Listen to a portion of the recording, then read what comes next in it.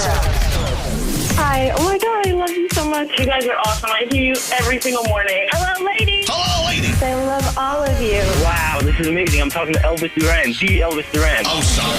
Elvis Duran in the morning show. It's our favorite day of the week. Yay! Food News Thursday. Woo-hoo! It is Thursday, right? Yes. It's Thursday. I'm glad you're here, Froggy. It's Food News Thursday. Very important day. It is a busy, busy day in food news. I have a really big story for you, but you'll find out about it later on. Breaking food news. Yep. We got breaking Busy food day. news. Well, welcome to the day. We made it to Thursday. Let's see if we can make it all the way to Friday. Yeah. Hi, Danielle. You look awesome today. Oh, thank you. Look at her color coordination. It's a good combo of things. I know. I love these two things. Let's together. go to our fashion expert, producer Sam. Can you describe what Miss Danielle is wearing on the runway? It's a very cute mid-length cardigan. It's like a cheetah or a leopard print. I'm not sure which, but it has a light green trim, Yeah, which the really green makes it trim pop. is beautiful, which matches her nails. I know. Those are that's alphaba green, my nails. Oh, absolutely. and her red hair is really fitting into the season and the outfit. Oh, my gosh. You guys, keep it coming. Keep it coming. Now, you look over at Gandhi. I got to tell you, I saw Gandhi coming down the hallway today. I'm like, oh, look at that vision of beauty. Oh, my gosh. You stand up and give Sam a look. Sam, what is Gandhi wearing today? That is the coziest, cutest sweater. It's like somewhere between a gray and an ivory, and it's a long one, which I think is underworn. So I love that, Gandhi. And you're looking fantastic. Everyone's looking great. Wait, and look at Sam. She's wearing a hair accessory as a clothing thing. I am. look It's at a that. hair bow, and today it's a bow tie. Hey. Hey, as long as there's the word bow in it, it qualifies. It works. And look, Froggy's wearing an Elvis Duran morning show hoodie. Yes. I'm wearing a radio station hoodie, I love yes. it. Yes, Diva. Sam, we're doing a Froggy's Elvis Duran morning show hoodie. I think he's outdone us all. Yeah, look at that. Look at that. Look, Nate is. I love that shirt, Nate. That looks great on you. You look great in it. I just said that to him this morning, too. Thank I you. said, you look so good in that Well, I'm going to shirt. talk about this shirt later, so It's keep a that in mind. two-tone gray plaid with a pinkish. Yeah. It's lavender. Lavender. Oh, okay. Scary, what are you wearing? I put in zero effort today. Yeah, me too. I'm wearing a hoodie. Oh, wait. If you're wearing a hoodie, does that mean we're all in for it today? Oh, that's right. It's the black. Oh, it's Dior. It's Dior. We're okay. It's a Dior hoodie. You're Okay. right. I didn't even know Dior made hoodies. I know. He does. Welcome to Thursday. Do you know what I feel? Tell me. I'll tell you what I feel. I feel love. Is that creepy? No, it's okay. Everyone, feel your love, if you know what I'm saying.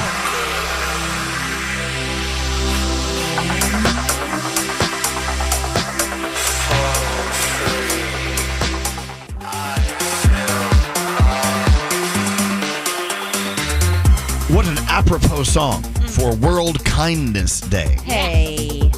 So we have to be kind today? Yes. All day? All day? Yeah, it's a whole day, 24 hours. Can we have like a moment in the day where we're Yeah. kind? All right, I'm going to try my best. It's World Kindness Day. Our first caller of World the Kindness Minute. It is just a millisecond of kindness. Is this Mikey? Good morning, Elvis. Mikey from the Five Towns, Long Island. Look at that. How you doing out there? Yeah. Good morning, and good morning to the rest of the Elvis Duran family. There he is, Yeah, baby. Mikey said he just wanted to call and let us know how much we are appreciated. That's nice of you, Mikey. Now, what made you feel the need to call and tell us that? Well, the past few months have not been fun for me. Let's be frank about that. Just survived cancer. Wow. Congratulations. Look at that. Yeah, I had thyroid cancer. Oh, me too. I had that too. Yeah, Danielle, I want to say, and I mentioned to Scary, how I feel connected to each one of you guys in separate ways. Oh. Aw. And how's that? And Gandhi, I'm the one that always says on Instagram, you look like a Disney queen. Oh, I love Aw. you. You're so nice. She is a Disney queen. Yes, that is You me. guys are the best. Like, if someone says to me, who's your favorite person on the Elvis Duran show? I said, I don't have any favorites. They're all my favorites. I like that. Aw, you're so sweet. I like that. Well, Mikey, I know you had a bout with thyroid cancer, and of course, as you can hear, it did not affect Danielle's voice. Actually, Sorry. people say I sing better now. Ironic, 'cause I can only sing with the sore throat. Oh, really? Isn't that funny? It's kind of funny how sometimes curses turn into blessings in a weird way. Mikey, you know what? Dealing with cancer, it's a frightening thing. And look at that. It's something you go through. and you get through it. And they say if you're going to get a cancer, everything happens for a reason. yeah. And they say if you're going to get one, the thyroid one is the easiest one to correct. Okay, good. Correct. Danielle, I can't wait for you to light the rock again. Let's go. Yes, they don't do that anymore. By the way, he Aw. was talking about the Devils before Prudential Center lights the rock. You light the rock. That sounds like it's like you're smoking crack or something. They don't light the rock anymore. Well, look, you are the first caller of the day, Mikey. What do you have for our friend Mikey? Oh, let me dig through my sack here. Oh, dig through your sack. What do we got? Oh, a $250 cash gift card. Yeah. Stop it. Good. Oh, okay, I'll stop. Good Give it God. back. No, start it. Okay, Mikey, here we go. You just won $250 cash gift card. You spend it anywhere you want. Thanks to our friends at Ulta Beauty. Yeah. And they remind you, it's Ulta Beauty's early Black Friday. It's happening now. It's not even Black Friday, but it is at Ulta. Yeah. 40% off select styling and finishing products like Redken. 30% off your Lancome and Ralph Lauren fragrances. You can smell just like Ralph Lauren. Nice. He smells great. I've hugged him. I've sniffed him. They have new offers dropping every week. Ulta Beauty, when you see them over there, pull in because Black Friday's already happening. If you want to know more, go to Ulta Beauty. Ulta Beauty. Just go there. That's all you have to do. Head on over there. It's early Black Friday happening right now. You won $250. Good going, Mikey. Yeah, thank you. I appreciate it. But I told Diamond this is the best gift of all. Just being able to speak to you guys. Take the money back then. Such a joy. Okay, we're going to take our money back. You're the best, Especially because I'm Mikey. friends with Scary on LinkedIn. There you go. wow. Scary's on LinkedIn. I hope you get that job, Scary. Hold on one second, Mikey. And thank you so much for listening. And congratulations on everything that you're rolling through. And let's get into the three things we need to know. Gandhi. Hello. What's going on? All right, it's official. The government shutdown is over. President Trump signed the funding measure that was just passed by the House Wednesday. Yes. Hey, yeah, here we go. The measure finally made it out of the Senate Monday after a handful of Democrats joined Republicans to pass the spending bill, which extends funding until January 30th. Democrats refused to pass the legislation for over 40 days, saying it must contain legislation that extends the Obamacare tax credits, which are set to expire soon. Two things to remember. Yes. It expires in 2 months. Yes. And then they have to do this again. Yes. Oh my gosh. And also, just because it's over doesn't mean it's over. No. It takes a long time to get things rolling again. Right, get back on track. Don't expect flights to just suddenly be on time and Right. back to normal. It's going to take And a while. snap as well. It's going to take a Snap, while to yep. get the food rolling. Absolutely. Jeez. What a mess. Indeed. A common chemical used by dry cleaners and at-home and stainless steel polish, spot cleaners, and some adhesives is being linked to liver disease. Oh, that's Researchers, yeah, I know, at the University of Southern California Medical School say the chemical PCE is associated with a 3 times greater risk of liver fibrosis. That's a buildup of scar tissue that can cause liver cancer, liver failure, even death. The study found that about 7% of American adults have detectable levels of this already. Really? Yes. And I bet here's- I do. Well, researchers say they found that people with higher incomes are at higher risk, theorizing that it could be because they're more likely to use dry cleaners. Scary never uses his washer and dryer. Oh. I use dry cleaners too. Me too. Uh-oh. Oh, should I take this Dior off right now? Oh my gosh, it's killing you. Oh my gosh. And finally, it's official here too. The U.S. Mint struck its final penny yesterday. President Trump previously announced plans to retire the coin, which dates back to 1793 back in February, citing production costs as a primary reason. According to the Treasury Department, the penny will remain legal tender and retain its value indefinitely, as there are approximately 300 billion pennies still in circulation, Okay. which exceeds the amount needed for commerce. I wonder if this is going to change pricing now.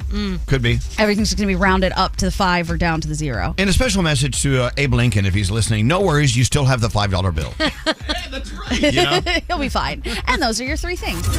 Our friend Tommy Daddario hosts I've Never Said This Before. It's a podcast where he interviews our favorite actors and artists. Tommy, who's on the podcast this week? Elvis, my friend. My guest today is Alicia Silverstone, who has a new Christmas movie out. She's sharing with me if she would be down to do a proper Clueless sequel. You don't want to miss this. I've Never Said This Before. New episodes every Tuesday.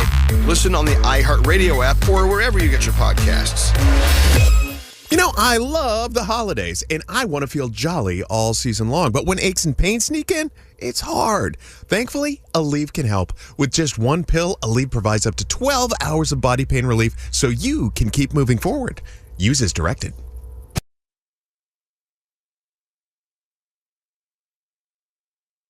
Text us at 55100. A lot of people are texting in. We got a lot of response here, right? Standard data and messaging rates may apply. Elvis Duran and the Morning Show. Yeah, just because they've got a budget rolling for the government doesn't mean that your your flight will be on time.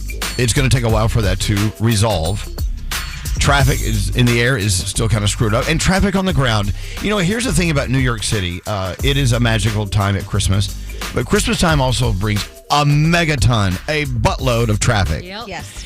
Yesterday was stopped. The city was stopped. Wow. I rode downtown. It was scary yesterday. It took us a little time to get. The traffic was just stopped. You know how the Waze map has red lines everywhere you're going. And then I had to come back uptown, and it was stopped.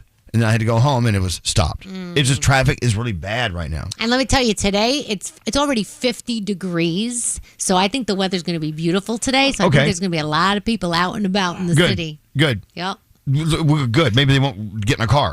And they haven't even lit the tree. Not yet. No. They haven't lit the tree or lighted the tree. Lit. They haven't even lit the tree. I don't know. What is it? Isn't it lighted? I was about to say litten, but Litten is definitely it. To me, lit sounds better. Yeah. But is it technically lit or...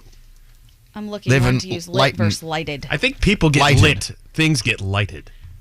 Well, the tree's lighted. I like litten. Let's make that a thing. I know that when like the other night we went out and had margaritas, I got lit. Yeah, exactly. Not lighted. Yeah, I don't know. I'm just asking. It says both lit and lighted are correct past tense. There's no winners here. But it says lit is more common and often preferred today, while lighted is a more traditional, regular verb form. So. Okay, so I'm old school with lighted, and scary is more common, and I think classy and trashy. Lit, it is. Lit sounds better to me. Okay. Right. Yeah. Like okay, we'll leave it at that. You can do it. Horoscopes. Producers say it is Food News Thursday. Indeed. So I'm assuming you're going with Froggy? Yes, the best dressed man. Look at Froggy. He's all ready to go. I'm ready. You started dancing. Why are you dancing? I like because this song for some reason makes me want to move. Well, this song right here? Yeah. Okay, all right. Let's go. If you're celebrating your birthday today, first and foremost, happy birthday to you. But you're also celebrating with Jimmy Kimmel, Whoopi Goldberg, and Gerald Butler. Scorpio. Wait, hold on. Go down that list again. Who's having a birthday? Jimmy Kimmel. Yeah. Whoopi Goldberg. Yeah. Gerard Butler. Okay. Interesting little party there. Yeah, all right. Okay, go ahead. Scorpio, you are about ready to release a grudge you've outgrown. Nothing is heavier than bitterness. Your day's an 8. Sagittarius, you're chasing inspiration in unexpected places, and that's how the best stories start. Your day's a 9. Capricorn, pause and failure are not the same. If the game plan needs to be readjusted, step back. Your day's a 7. Hey, Aquarius, you are being asked to lead. Even if you didn't sign up for it, rise anyway. Your day's a 9. Pisces, someone from your past might pop up today. Be mindful of which doors you open just because they knocked. Your day's a 5. Aries, today keep in mind there's a difference between moving fast and moving forward. Your day's a 6. Taurus, start trusting your guy more and you'll feel more rooted.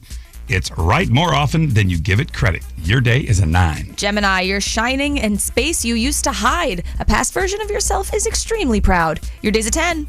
Cancer, your heart doesn't need permission to heal. Don't wait for someone else's gesture. Your day's a 7. Hey, Leo, stop chasing approval and start chasing peace. The results will be far more valuable to you. Your day's an 8.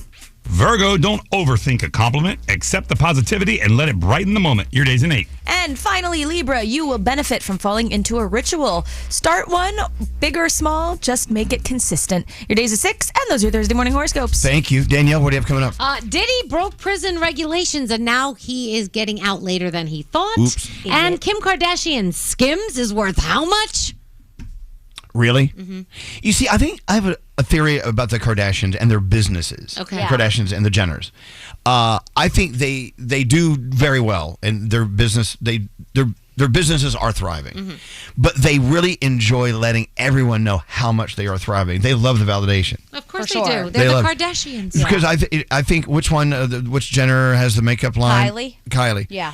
And people have been saying for a long time, well, it's worth $1 billion. Mm-hmm. I read something yesterday. It may not be worth quite $1 billion, but right. they want you to think it's worth $1 billion. Mm-hmm. Did you read that same thing? I don't know if it was the same thing, but I did read that they and some people well, kind of what you said. They say that they overinflate. Right. To let everyone know, oh my gosh, we're just killing it. But that's not actually the truth. No matter what the numbers are, they're doing very well. Right, yeah. I'm not taking that away from them. Whether but now, they're inflating it or not, they got a lot more money than I do. Well, yeah, they love a lot of money than all of us. So they're hanging out, with the Amazon people, and and it's like the Bezoses. They're all friends in that weird tier of friends.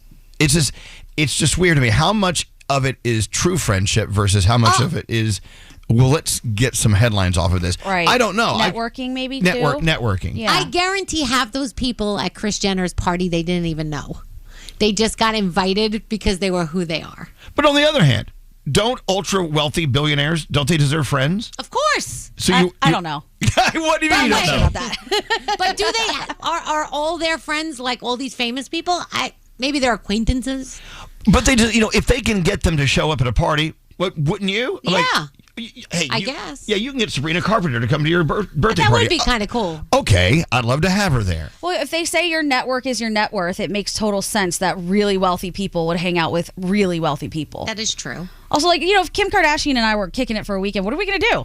I'm not going to do anything she's going to do. I'd be like, I can't afford that. Get out of here. Well, then she would probably pay because I think that's why like she that. wouldn't want to hang out with me. And also, there's that theory, you are the people you hang out with. Yes. Yeah. So the billionaires are hanging out with the billionaires. Yep. It all makes sense. Who chooses to get up at this? I know. Early morning. Full blast. Elvis Duran in the morning show. Elvis Duran and the morning show. So I just had this great conversation with Scotty about Christmas trees. His girlfriend Megan. She's from a Christmas tree dynasty. Yes. Oh, wow. I didn't know that. I mean, out by my house in Jersey, they have a Christmas tree farm, That's right? correct. He's like, why don't you just drive over and get a discounted tree? Yeah. I would love a tree. Can I get Alex on here? Hey, hi, Alex. Good morning. Hi, good morning. Okay, look, I don't want to start your day out on a negative. But Scotty B's incredible woman, Megan, her family has a Christmas tree by our house. A Christmas tree farm. A farm. Yeah. He said, why don't you, Alex, load up a tree at the farm and, take it home to your house? I said, because... And I said, oh, no. And I said, because Alex, we don't have Christmas trees anymore. Alex! And I need a Christmas tree in my life. In the past. Well, no, because you already have an artificial one, and every time we get a real one, I got to clean it up. Yeah, all the pine needles on after the fact. I help. That's such a dad statement. Yeah. What do you mean? Just dads, we're not getting it because I'm going to have to clean it up. Yeah. I'm not doing this. You're not getting a dog. It's not like a puppy. It's a tree. And, I just don't want to go a Christmas without a tree. I need a tree. We don't know. We don't even know where we're going to be. Exactly. We got to stop that. We need to know where we're going to be and have a tree. But here's the thing. It doesn't matter where you're going to be on the day. It's the leading up that you enjoy it. And the 3 months after. Yeah, exactly. So get June, if you're me. Get it for where you're going to be right now. Which would be probably like 3 places. But I'm just saying, get a little something, What if you put it outside? Then you don't have to clean up. Not the same. Okay. Well, no. All right. Can we at least talk about it? Can we have a family meeting, you, me, and the Schnauzers? Yes, we can. But you do agree that you do, even artificial trees, you tend to steer away from a tree. You just don't want them. And I need them. I need a tree. I gotta decorate it by myself. No, you don't. I gotta take it down by myself. That's not true. That's not true. That's like such a fun thing to do together. Yeah. That's the problem. Let's analyze this. Okay. You don't want to be with me. Oh, God. Oh, here we go. Here we go. Here we go. All right. I'm wondering if people are listening right now that are going through the same thing. Either they're in a couple situation or a family situation where some are for the tree, some are like, okay, tree, what a pain in the ass. We need a tree. Even if it's something small, you can get something small. What? What about if we get one like my mom has? Okay, tell them how your mom's tree works. I think a tree's a tree and it works, but it's okay. Tell them. Oh. So after Hurricane Sandy, when everything got ruined at my mom's house, she didn't want to celebrate Christmas. So I went on Amazon and I got a pop-up tree that folds down to 1 inch, and it goes right underneath the bed. And every year we still use the same tree, and all I do is pull it up and plug it in. Yeah.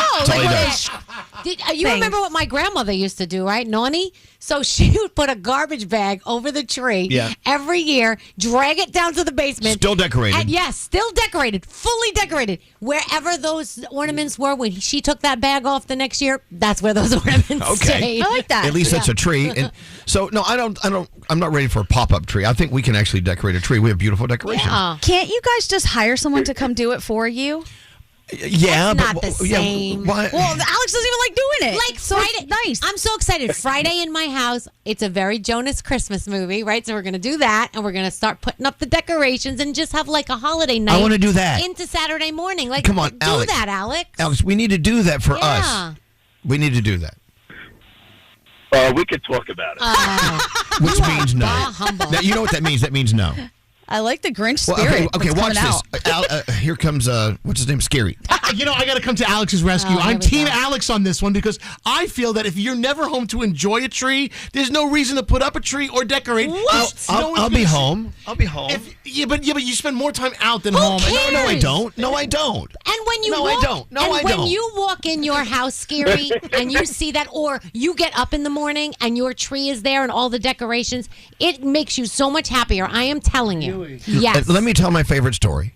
Jerks. Alex and I were sitting in the living room several years ago. We had a tree, and we were doing something. Some mushroomy something. I don't know. Hello. We were floating around, and the world went black and white, and my mom and dad appeared. I remember. It was ketamine. No, it wasn't. Okay. No, so my mom and dad were there in black and white talking to me. I'm like, it happened because we had a tree. I think so, though. I want to hallucinate in front of a tree with my mom and dad. Don't steal that joy from him, Alex. You guys chuckling over there. We got to go. We're not, oh, boy. We're getting a tree. I'm going to make a decision here. We're getting a tree, and you're going to be okay with it. And you're going to help me with it. And you're going to help clean up after Get it. a bunch. That's what we're doing. If you push back, we're getting What do you two mean trees. get a bunch? Get a bunch. I live in a 2-bedroom apartment. I have 2 trees. See? Okay, we're not going to get a bunch. We'll get one. All right, I got to go. I love you.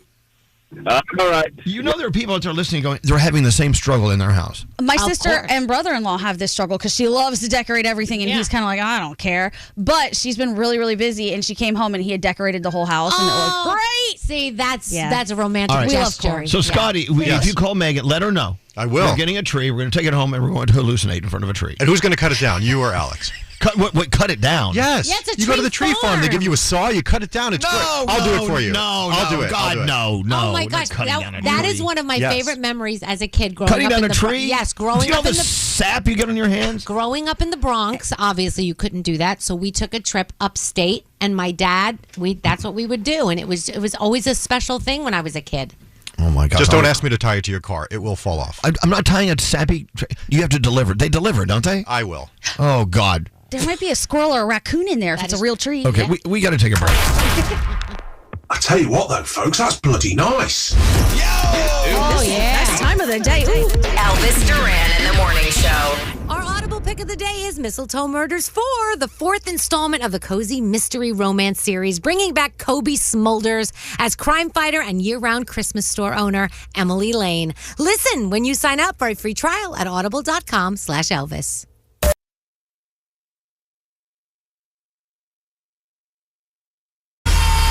Elvis Duran and the morning show. You know, we're talking about the Grammy nominees. Yeah. There's a nominee on there that has a fascinating story. And Gandhi was telling me about this. I didn't even know this. The guy from Milli Vanilli. Yes. Oh, yes. Fab Morvan. Yeah, go back to the beginning. Remember Milli Vanilli, they were found out to be frauds. They never sang a note in their lives. Mm-hmm. They had other people sing for them. But they had huge hits. Milli Vanilli was a huge sensation. Mm-hmm. They won that Grammy. They won a Grammy. Mm-hmm. And then they got it taken away from them after it was discovered that they were lip syncing and they weren't actually singing. And we know that was like such huge controversy. And to this day, people still talk about it. Well, now Fab from the duo, because unfortunately the other man from Milli Vanilli passed away. Fab is nominated for a Grammy 35 years later. But tell him why. Because he is narrating the audiobook of what happened, of the actual incident. So, yeah, he's getting a Grammy for talking about losing a Grammy. Yeah, so he's nominated because we don't know if he's going to win yet. But he'll win. I think he would win. I think it's a story that the Grammys would love to kind of highlight. And do you guys know where the whole thing happened with the lip sync incident? No, where? It was a place called Lake Compounce, which is a huge amusement park for our Connecticut listeners. Right. I was there this summer, and there's actually a sign all about the Milli Vanilli incident. They need to advertise that. Yeah. That's why we go to Lake Compounce. Oh, they got some good rides because of the there, Milli too. Vanilli controversy. I hope They he thrive wins. because of it. That'd be really cool if he wins it. It would be. Really, but, really cool. but it's not irony. What would the word be? I don't know. I mean, would we say that's a full circle moment or no? It sure is. Or a karmic. Maybe karmic. I don't know. So he's up for a Grammy for reading the story about losing his Grammy. Yes. It's so cool. I love it. It's called You Know It's True, the real story of Milli Vanilli. All right, Danielle, By what's the way, up? Boulder Dash is the big roller coaster out there at Oh, Lake I Compounce. love Boulder It's Dash. very good. All right, Okay. let's go. Elvis, did you see it?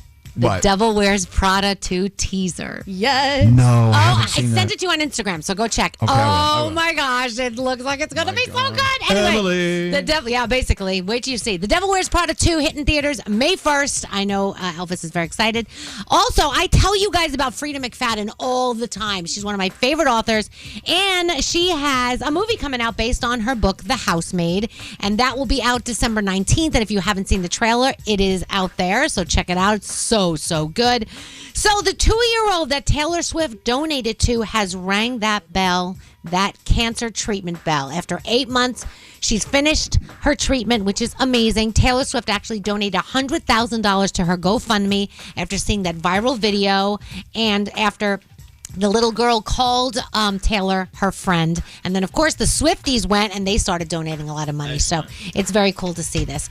So Meghan Trainor, she has got a new song, and it's called Still Don't Care. Still Don't Care.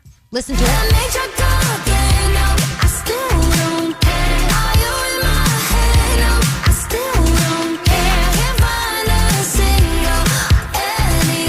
There you go, Meghan I love Trainor, it. our good friend Megan. It's such a good song. And, she's got a new album, Toy With Me, coming out April 24th. And she is heading out on tour. So that'll be cool. Icona Pop is actually going to be on tour with her. Oh. Which will be very exciting. And So Diamond will be front row. She will? Yeah. Oh, Diamond She loves loves Meghan Meghan Trainor. You're a big Meghan Trainor freak, aren't you, Diamond? I love her. Diamond, how good is that new song? It's so good. She's coming in, I love it. Oh, I Isn't she can't coming wait. in? Next week? Yeah. She's in next week. I can't wait. Okay, calm down there. So Diddy has been punished for breaking prison regulations in his first week at Fort Dix. His scheduled release has been pushed back by 4 weeks. Instead of early May, he will be getting out June. And that's because apparently he violated phone policies by placing a conference call. You're not supposed to do that. You have to call people on the approved list, and apparently he did not do that. So there you go. Kim Kardashian and her Skim shapewear is worth an estimated $5 billion. Now, she earns 35% of the company that she launched 6 years ago, and net sales this year could exceed $1 billion. Wow, look at that. As soon as they put it out, it's gone. It's sold out. It's crazy. And I don't know if you watched The Golden Bachelor. I'm not going to tell you what happened, but there was drama on the finale of The Golden Bachelor. So check. I'm not going to say. Did someone break a hip? No.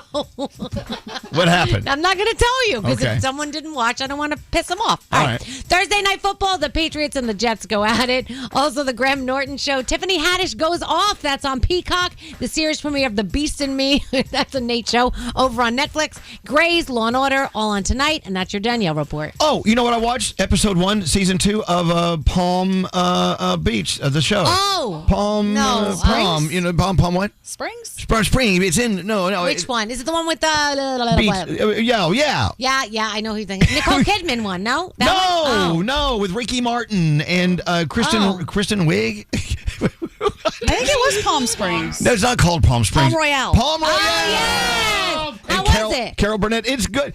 I love the costumes and all the stuff. yeah. And then there's an opening number with Ricky Ricky Martin's kind of nice. Anyway, I watched that last night. Whatever the name of it is, and whoever's in it. That one. That show with those people doing that thing. Exactly that one. I'm done. Elvis Duran in the Morning Show. Elvis Duran and the Morning Show. So a friend of ours, Will Jadara, he's married to Christina Tosi, our favorite baker, Yeah. right? We love her. Scotty B loves her the most because she loves to use cereals in her milks to make her desserts, right? Yes. Remember her? She's great. Love her. She's been in a couple of times. But Will has this book out, which it needs to be in every collection. I love it. Unreasonable Hospitality, what it's called. It's about the restaurant business and how you have to really go more than just good food to make people want to come back to your restaurant. But it's life lessons we can all apply no matter in or out of restaurant business. Trust me, Will Jadara has an incredible book. He sent out his weekly newsletter called Pre-Meal. Pre-meal in the restaurant business is where you get together with the staff before you open the doors for dinner service. Mm-hmm. And you talk about the specials, you talk about everything.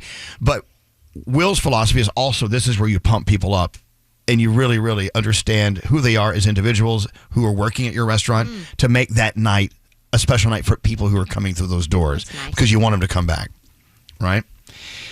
So in his gift guide, he has 2 ideas for books. And this is a great idea for readers, especially, Danielle and Gandhi. Mm-hmm. His dad wanted him to read a book by Ethan Hawke called Rules for a Night. We all love Ethan Hawke, the actor, right? Yeah. He wrote this book, and it's not a big book, not a huge read. It's about a knight who writes a letter to his kids at home while he is at war to tell him how much he loves him and about whether or not he's coming home. I don't know the full story, but it's a beautiful book. So Will's dad said, I want you to have this book. He said, okay, I'll go into Amazon and buy it. He said, no, I want you I'll take care of it. He said, well, I can order it, Dad. He said, no, Will, I'll give you a copy. His dad loved the book so much, he gave him his own personal copy that he had highlighted his favorite lines in. I love that. So not only did Will get a gift from his dad, this book that his dad really wanted him to read, it was the book highlighting his dad's favorite parts of the book. That's like the best gift ever. What a great gift. Yeah. I'm going to ask my dad for that for Christmas. Your dad, Yeah. Gandhi, he's into reading and highlighting things? Always, yeah. And he will always tell me, you have to read this book because of XYZ. And one of his favorites is The Demon Haunted World by Carl Sagan. And I'm going to ask him to go through that and highlight the most important parts for me. Amazing. Because, every once in a while you'll come across a textbook and when you're in school and it'll be a used one. It'll have people's... Oh, yeah. I always loved that. Me too. I mean, it was like Cliff's Notes, but they highlighted the most important parts of the book. But to have that personalization from someone who loves you so much, they're giving you their personal copy with all of the things that they love the most. Yep. That is a gift of love. Now, another book in here, and I think this is interesting. I read this today. It's by Kevin Boehm. It's called The Bottomless Cup, a memoir of secrets, restaurants, and forgiveness. He says this book, by a good friend of mine, I'm shamelessly promoting it because it's terrific. Kevin's one of the most prolific and exceptional restaurateurs in America. And this is his memoir, the story of how he found himself through service. It's funny and honest, a rip-roaring read. Funny you mentioned that because Kevin is going to be on our show in 90 minutes. Oh. He's coming in to talk about this book. What a coincidence. I know. A coinkydink, as Nate would say. Oh, God. Absolutely. And so it's a great read. I'm hearing it talks about how he used to live in his car. And how he started a restaurant. He caught his hair on fire when he was cooking. Oh, God. If you ever wonder what it's like, the true story behind the scenes of how a person has this passion for owning a restaurant, and they struggle and they fight and they do everything they can to learn how to make it right, and they do. Well, this guy's a professional. He's a very successable story. That's awesome. And he's coming on our show today. I love that. I want to see if he has the chef scar. Everyone has that scar right here on your forearm somewhere from a pan. Yep, from a pan or a handle. hot. It's always right there. Wow. I want to see it. I'm so excited. Back to highlighting books. Go. What if someone highlighted 50 Shades of Grey and handed you their Like the dirty part. I wanted to share this with you. This is I what don't know I if I would want to touch the book first of all. I can't. The pages are sticking together. I highlighted my favorite moments for you. Don't ask me what I highlighted it with. Anyway, but, if you're looking for gift ideas, someone in your life who loves to read, these are the go-tos. Yeah, I love that. I'm so glad that Will put that out in his weekly newsletter. Yeah. Anyway, we have a phone tap on the way. What else do we have coming up? It's Food News Thursday. Yeah. How fitting. Mm-hmm. Froggy doing food news. So hang out. The phone tap, give me like 15 minutes. We'll give you a phone tap. The Brooklyn Boys Podcast. No, I'm thinking about our old school dinner that we're going to be having. I'm going to invite Brody. No, Brody. Is he on the line with us right now? No. Is there anybody else on the planet you could have mentioned other than me, Josh? Listen to the Brooklyn Boys podcast on the iHeartRadio app, Apple Podcasts, or wherever you get your podcasts. Elvis Duran and the Morning Show.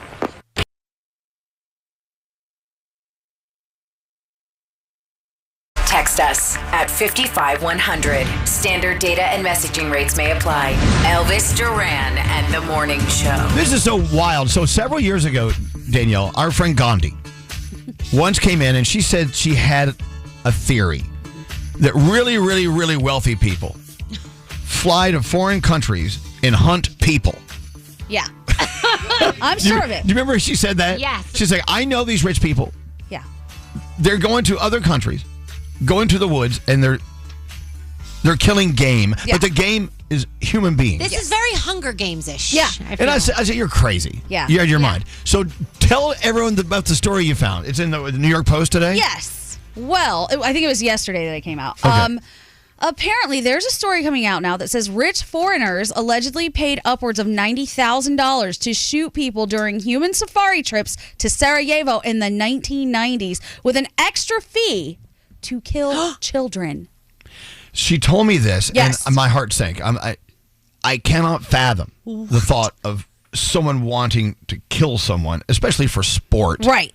It's ugh. And a child, especially a child. Yep. It says the investigation was sparked after an Italian writer alleged he had uncovered evidence that wealthy gun enthusiasts dubbed sniper tourists would pay Bosnian Serb forces for the chance to gun down residents at random during the 4-year siege of the city. So my response to that is I can't imagine having the desire to kill another person. Right. Oh, especially especially in sport mode, like you're out on safari, trying to kill them. That's insane. It's just the thought of someone getting their jollies out of killing a human being. Doesn't compute with me. It doesn't. It doesn't.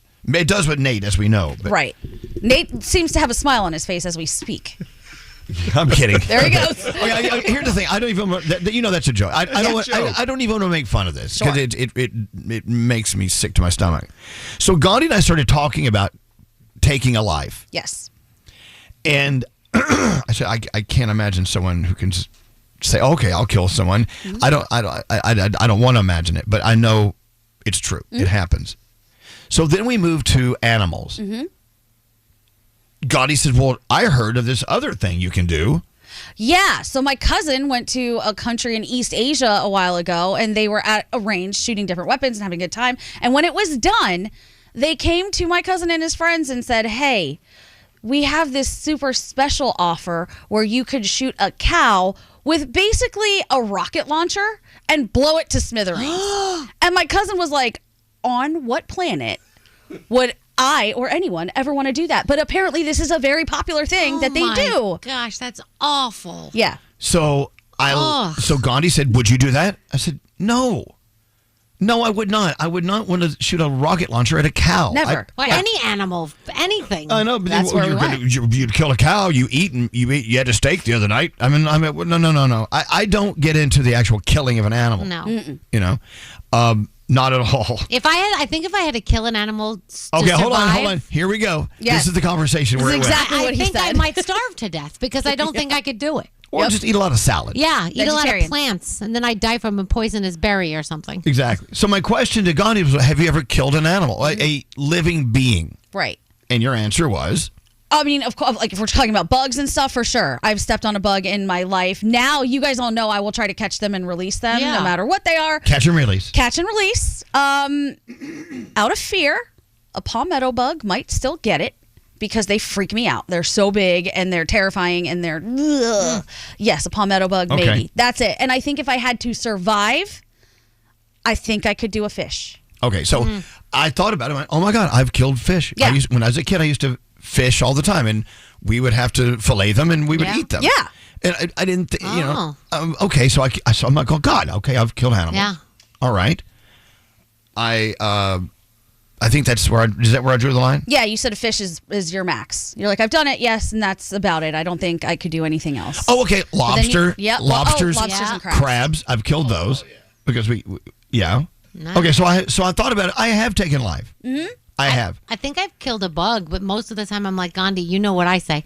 What if there's a mommy bug? Yep. Or what if they have kids? And what if they're going to feed their kids? And blah, blah, blah. That goes through my mind. So Scary says he would definitely kill bugs.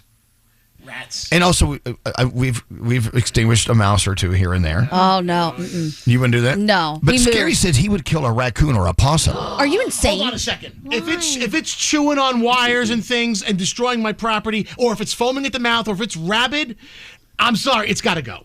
Hey, but Diamond is shaking her head yes.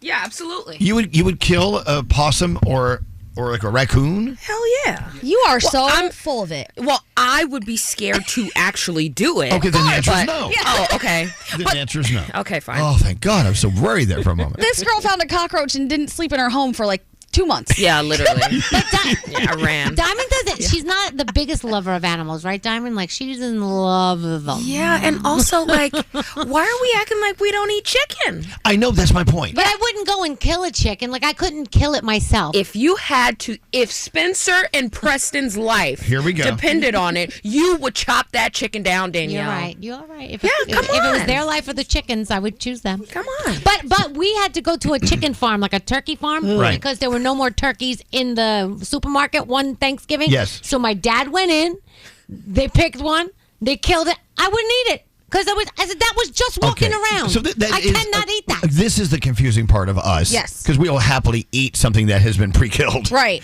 All right. So when I was a kid, I remember my dad and my brother said, let's go hunting. They would go hunt for deer, venison, whatever. Mm-hmm. I couldn't do it. They gave me the gun. I tried to. I couldn't do it.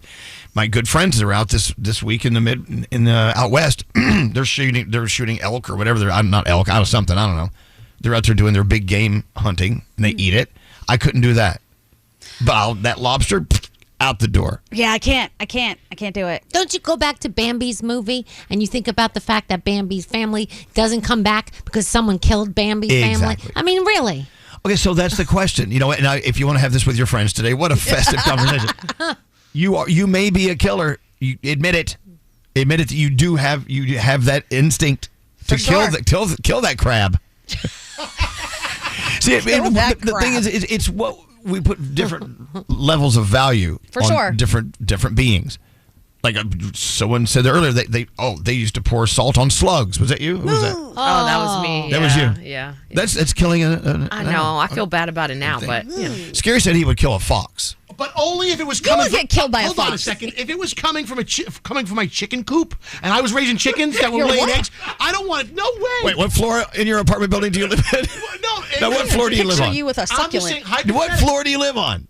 I live on like the 37th floor. Okay, what's your chicken coop like up there? But hear me out. Listen, those finnick foxes are beautiful. The ones in the zoo. I would never ever touch a fox. But if this thing is destroying my hens, and I had hens laying eggs, and I lived on a farm, I know, but you're what saying that, but is you're not doing it. It's gonna get it now, between see, the eyes. first of all, you're never going to raise hens, but yeah, Scotty. please. You know, sometimes it's accidental. When you're driving, you hit a deer or you That's run over totally a different. squirrel. That's not on purpose. It's not intentional. No, Yeah, that's no, not But there on are some purpose. people that aim for the squirrels. That's premeditated. That's awful. Those people are awful people. A fox killed Cubby's chickens. I know. It's scary. I know. I grew up on a farm, and I know that they had to go out and they had to kill foxes and coyotes and things. They had to. You have to. Because otherwise, it's a murder scene. I mean, Yeah. have you ever seen a coop? Yeah, feathers after- everywhere. Oh, and Yeah. blood and beaks. yeah. everything. It's not good. Yeah. I'm just picturing Scary in a very Elmer Fudd-like life. Yeah. Gonna get you. Be very, very quiet. And every time the fox gets him first. Yes.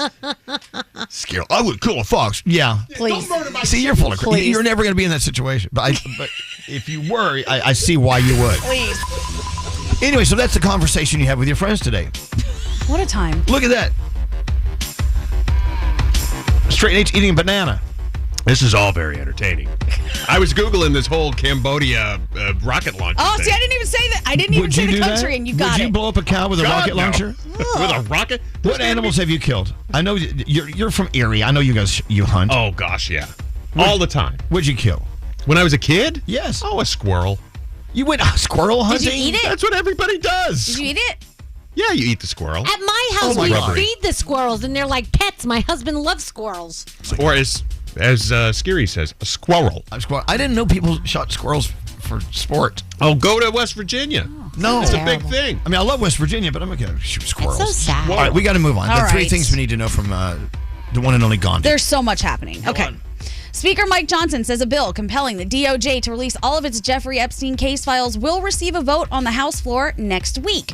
With the petition now reaching the 218 signatures needed, Johnson is required to put the bill on the floor soon, although he suggested he would not use some of the extra time he was allowed. Democratic Congresswoman Adelita Grijalva became the 218th signature on the discharge petition shortly after she was sworn in Wednesday afternoon. This follows reports that Epstein repeatedly referenced Trump in emails to his associate Ghislaine Maxwell, as well as a journalist.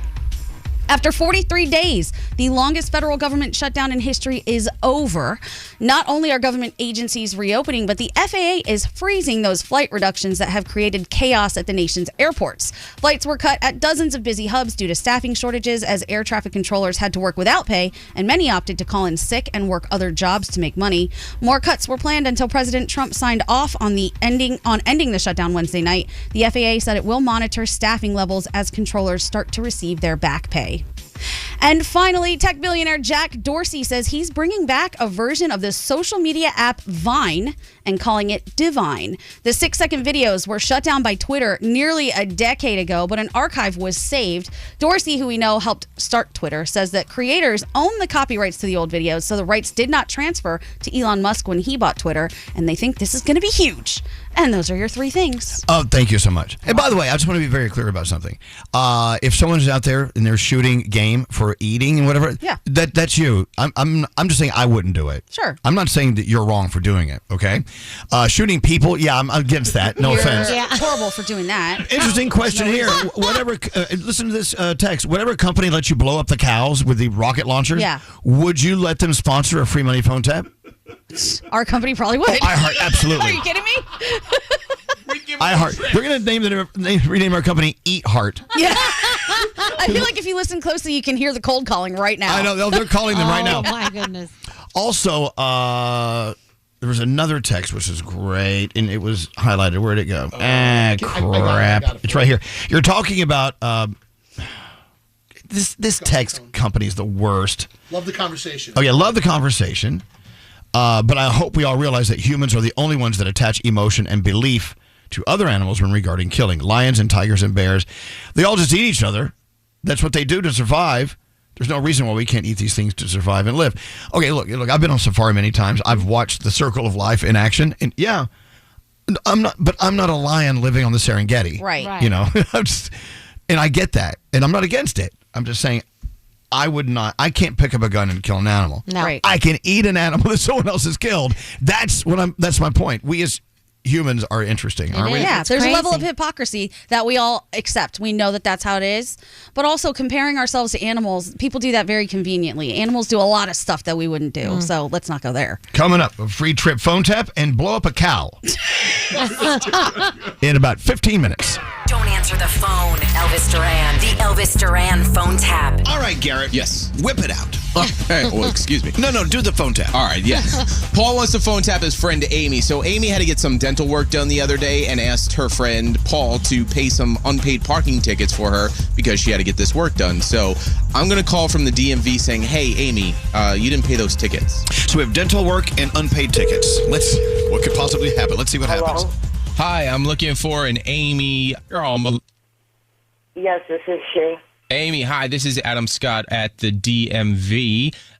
We are just going over some records, and we see that there was a few parking tickets and a speeding ticket due yesterday, and we still have not received any payment. Yes, sir, I paid them. I was just to let you know that we're putting you on notice that we will be having to revoke your driver's license along with... No, I sent my son with the check.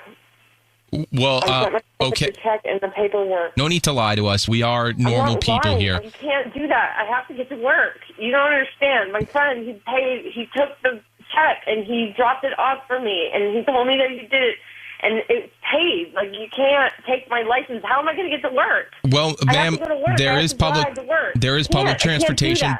I'm not taking the bus to work. if I do that. Ma'am. And I paid this stupid thing. All right, we hear that all the time, ma'am. Now, if you would like to set a court date and argue the bill, that we could set that up right now for you. I don't have time to go to court. I have to go to work to make up the money I had to pay for the stupid ticket. I can't do it, all right? So you guys made the mistake. You find it in your system. Are you drunk right now? I went to the dentist. I had 2 wisdom teeth pulled. Can you spell your name for me? What? A-M-Y. What the hell is your problem? All right, I was just making sure. That's one of the drunk tests we do over the phone to make sure that I'm not drunk, you Paul, you there? Yeah. I hung up on her. Now, this is what we're going to do. We're going to call her back, and you're going to tell her that you forgot to drop off the money for the tickets yesterday, all right? All right. All right, hold on. Hello? Amy? Hi. Are you drunk? No, I'm not. I had the wisdom teeth pulled this morning. Okay. This crap in my mouth. Okay. The DMV called me and said that the tickets haven't been paid, and I told him that you paid it, right? Not yet. I was going to go down there this afternoon and pay it. No, Paul, it was supposed to be paid yesterday. I told you that it had to be dropped off. They're going to suspend my license. Paul. Are you sure you're not drunk? You sound like your mother right now. I just can't believe you did this to me. Why would you tell me that you were in bed? Amy. Hey, Amy. What? My name's Garrett from Elvis Duran in the Morning Show. You just got phone tapped. Oh, my God. By your best friend, Paul. So did you pay it? Yeah, I did. Everything's fine. Oh, you such a jerk. The Elvis Duran phone tap. This phone tap was pre-recorded with permission granted by all participants. The Elvis Duran phone tap. Only on Elvis Duran in the Morning Show. I love you so much. You guys are awesome. I hear you every single morning. Hello, ladies. Hello, ladies. I love all of you. Wow, this is amazing. I'm talking to Elvis Duran, the Elvis Duran. Oh, sorry. Elvis Duran in the Morning Show.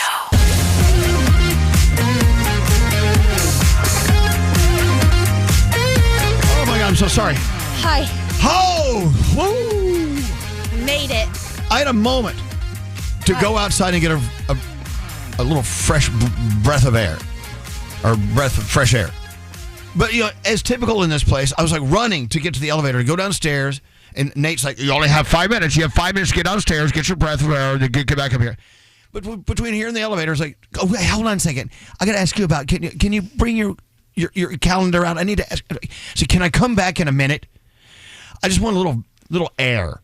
They're like, oh, no, you can't go. The guest is coming up. Our new friend Kevin's coming up. And you can't. You got to meet him and say hi. I'm like, okay. Never got my fresh air. Heavy. Well, heavy is the head that wears the crown, Duran. To be fair, Please. Heavy is the head. What? the air around here is not that fresh. So I think it's fresher on... in the building. I like going outside. So Kevin Boehm is here, and I met him in the hallway. He's so nice. And I'm so glad I didn't get my fresh air. And we were talking, and he started telling me a story about his book and how it was sparked, and how. And I'm like, well, I want to talk to him forever. And then what happened is scary. Elvis, you got 5 seconds. Yeah. I mean, 5 seconds. That's it. 5 seconds is all you had. But you did it. You made it. All right. Deadlines. 5 seconds is not a reasonable heads up. Okay, here's the issue with what we do for a living, Yeah. and not many other people do it, other than if you're on the line cooking in a restaurant.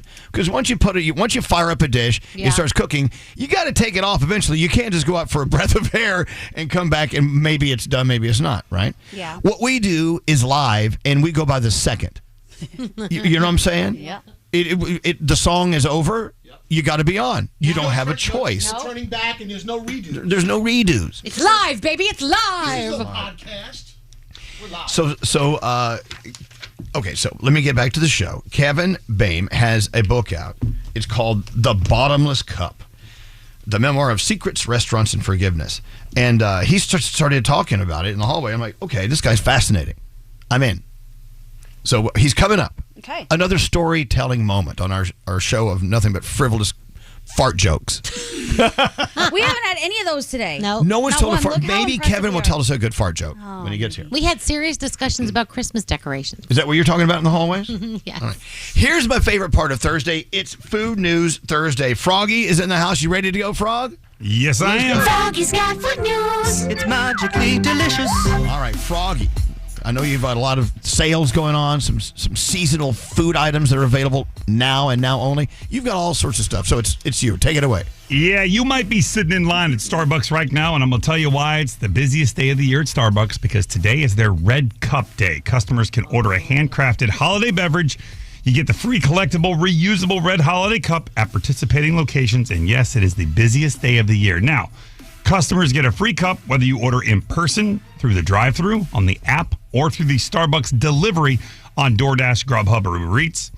And also this year now, if you bring the cup back during the holiday, you get a 10-cent discount on all of their drinks, and you receive double stars on your orders on your Starbucks rewards. So today's the day. It's a busy day at Starbucks. But one thing about that, they are striking today also on the busiest day, so it might take you a little longer to get some of these things. Leave it to Gandhi to ruin everything. I'm not ruining it. I'm just letting you know if you're going to get your red cup, you might be waiting a little longer. Okay, somebody wipe that crap off my parade, please. I'm kidding. Sorry you guys don't like the truth. McDonald's is, they've done it again. They brought back the McRib. You remember in 2022, they told us there was a chance the McRib would be gone forever? Well, that's not the case. It came back yesterday, 2 days ago, Tuesday, November 11th. The return of the McRib for a limited time only. Once again, McDonald's says this is the company's most mentioned limited time product offering ever. Let me tell you, the McRib, I live for the McRib. I have since I was a kid. I still, even though I'm a little more picky about what I eat these days, not really, the McRib is always there. It's That was all your about. favorite. I know, it still is. Yep. I mean, it's just a hunk of whatever it is, but it's, stamped into the shape of ribs, and it's got pickles and that barbecue sauce on there. It's fabulous. Back to you. It is. All right, so if you want to get a McRib, it is a limited time. They did not say when it's ending. They'll never tell us that. They just say the day it starts. Do they deliver? It's a limited time. Yes, you can get it on the app. Oh, my God, I'm on. Okay, go. Shake Shack has just gone big with the introduction of their new Big Shack Burger. The Big Shack Burger. Now, here's what it features. Listen to this. 2 quarter-pound beef patties, signature Shack sauce, lettuce, cheese, onions, pickles, tomatoes, between 3 buttered buns. It clocks in at 940 calories. Damn. Oh, my So, gosh. If you want to stop by and get you a Big Shack, they are available at Shake Shack. I'm not sure we need this. Oreo is selling a tin of Thanksgiving cookies that taste like turkey and stuffing and sweet potato, creamed corn, cranberry sauce, pumpkin pie, and caramel apple pie. You get 12 cookies in 6 Thanksgiving flavors for $20. They are available only online. I'm not sure I want to eat an Oreo cookie that tastes like Thanksgiving dinner, but no, maybe it's worth a shot. Nor do I want Thanksgiving dinner that tastes of Oreo. Hey, what was the big burger and the calorie count you just talked about at Shake Shack? It is the Big Shack, and it is 940 calories. Oh, well, look, the McRib is only 520 calories. Oh my God, it's health food. Okay. See? It's spa, Look at that. It's spa cuisine. Back to you, cutting Froggy. back. Back to you. I'm not sure we needed this either. Brock's is releasing a limited edition candy cane opener this year. They're going on sale this coming Monday, exclusively at thecaneopener.com. I thought you just used like your teeth or your fingers to open that cellophane over a candy cane, but no. Brock's is selling a special candy cane opener that will only be a limited supply, so get them while they last. Is that like that new sock purse for your iPhone? God. It just sounds just as ridiculous. It's just unnecessary. Right. Okay, It back, is. I'm back to All you, right. Froggy. Are you ready for the countdown? Oh, always. What do you got going on? America's favorite side dishes at Thanksgiving, according to Campbell's. Okay. Are they going to say soup? No soup. Okay. Number 5, green bean casserole with the fried onions on top. Yeah. Love it. Yeah. Gotta have it. Number 4, mac and cheese. Turn it up. Number 3, sweet potato casserole. I like it. Okay. Number 2 is mashed potatoes and gravy. Number 1, whether you call it dressing or stuffing, that is number 1.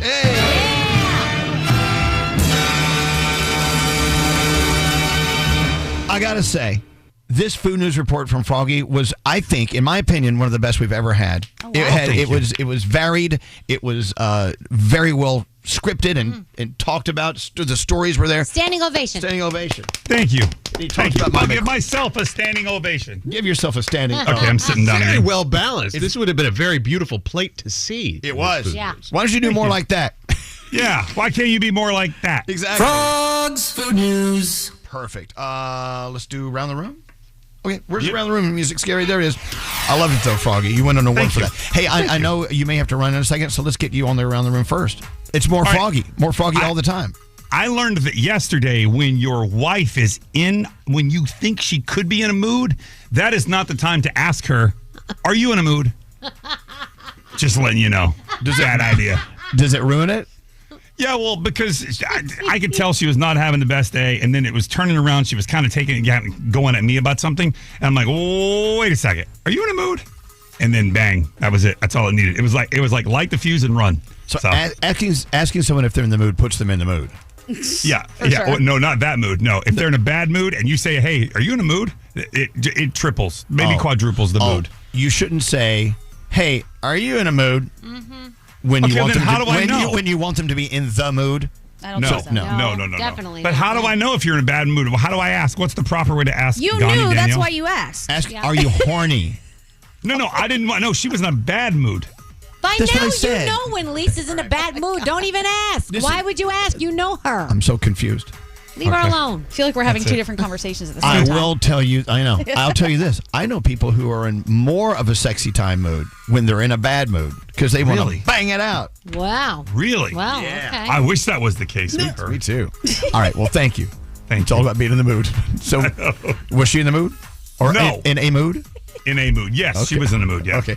Producer Sam, what's up with you? I was betrayed yesterday, guys, by my dog and her poop bag. And this is the first time it's ever happened, but the worst experience has happened to me. You go to clean it up, and the bag does not do its job of supporting and wrapping around. No. Yeah, so I just walked home with my hand extended far away from me, trying not to vomit the entire time. Has that happened to you ever, Dog Dad Elvis? I don't know. I think my dog's poops are smaller than yours. That is probable. She is a pit bull boxer. She does let them loose. But I have never been more upset, enraged. I was this close to writing a letter to the company. What happened? Did it have a hole in it? It just ripped right through. Yeah.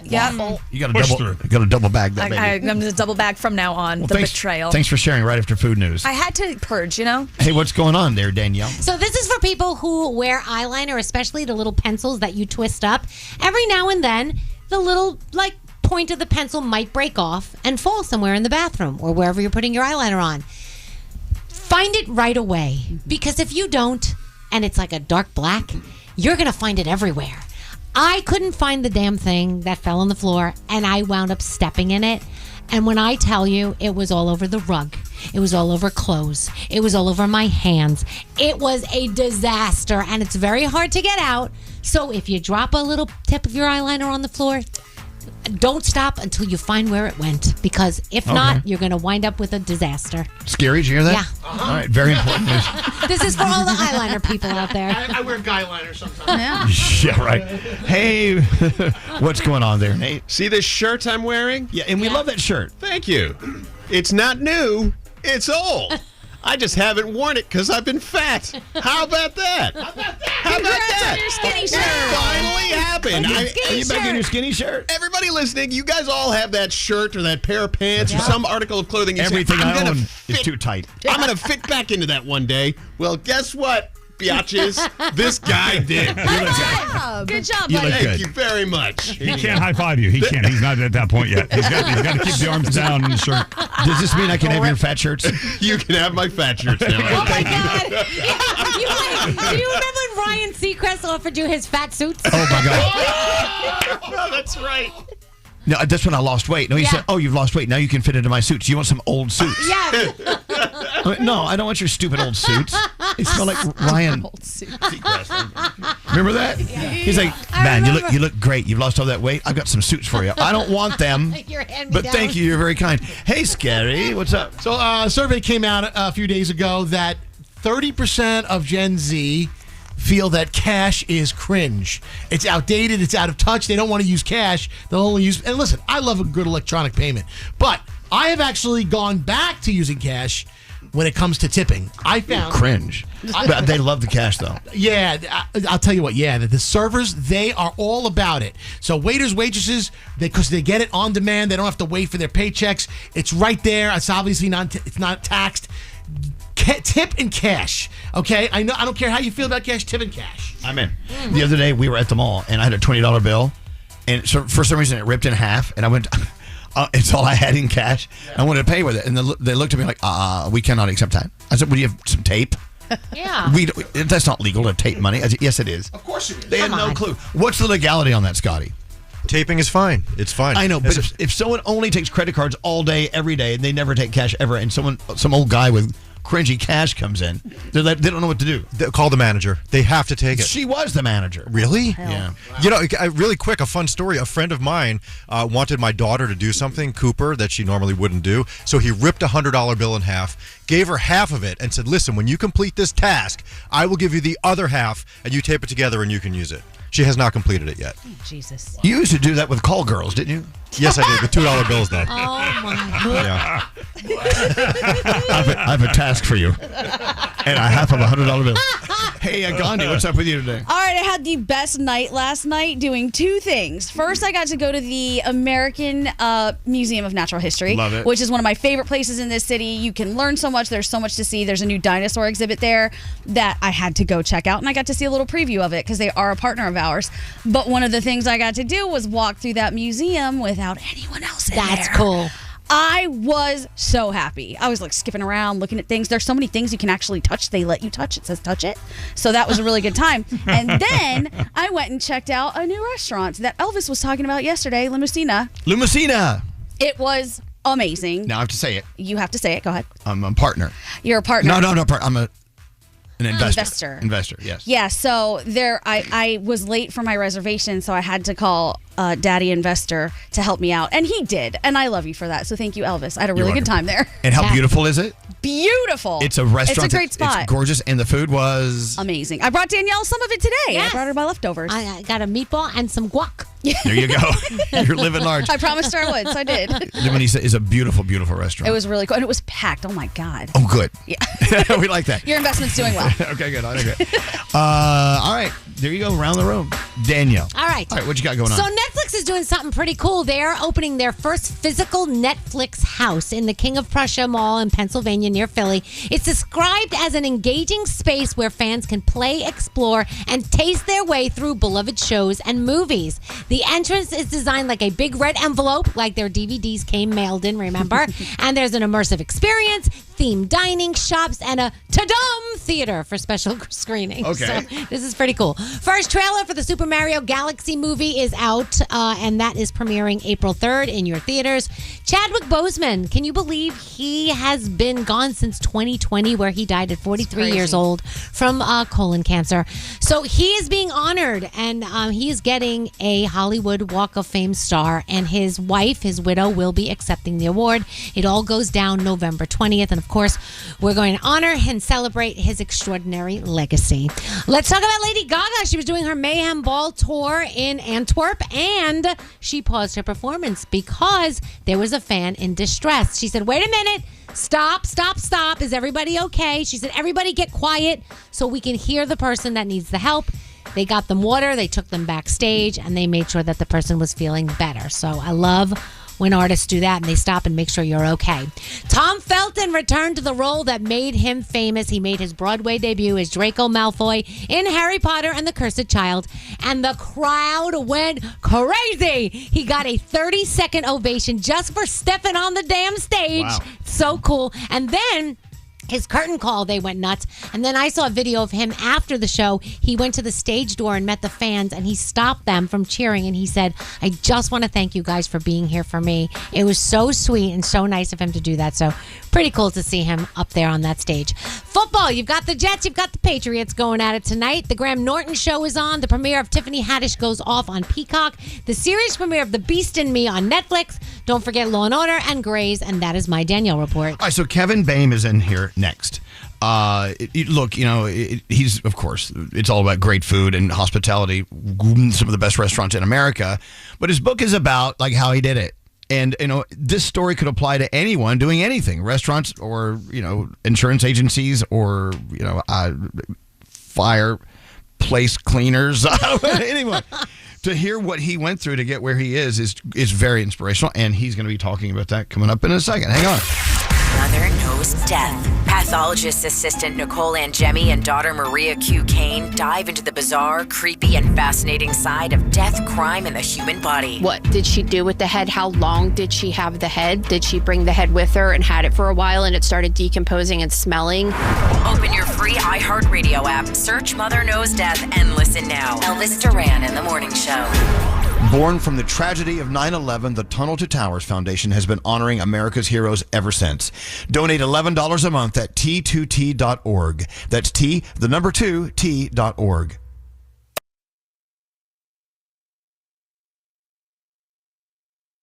Live from the Mercedes-Benz Interview Lounge.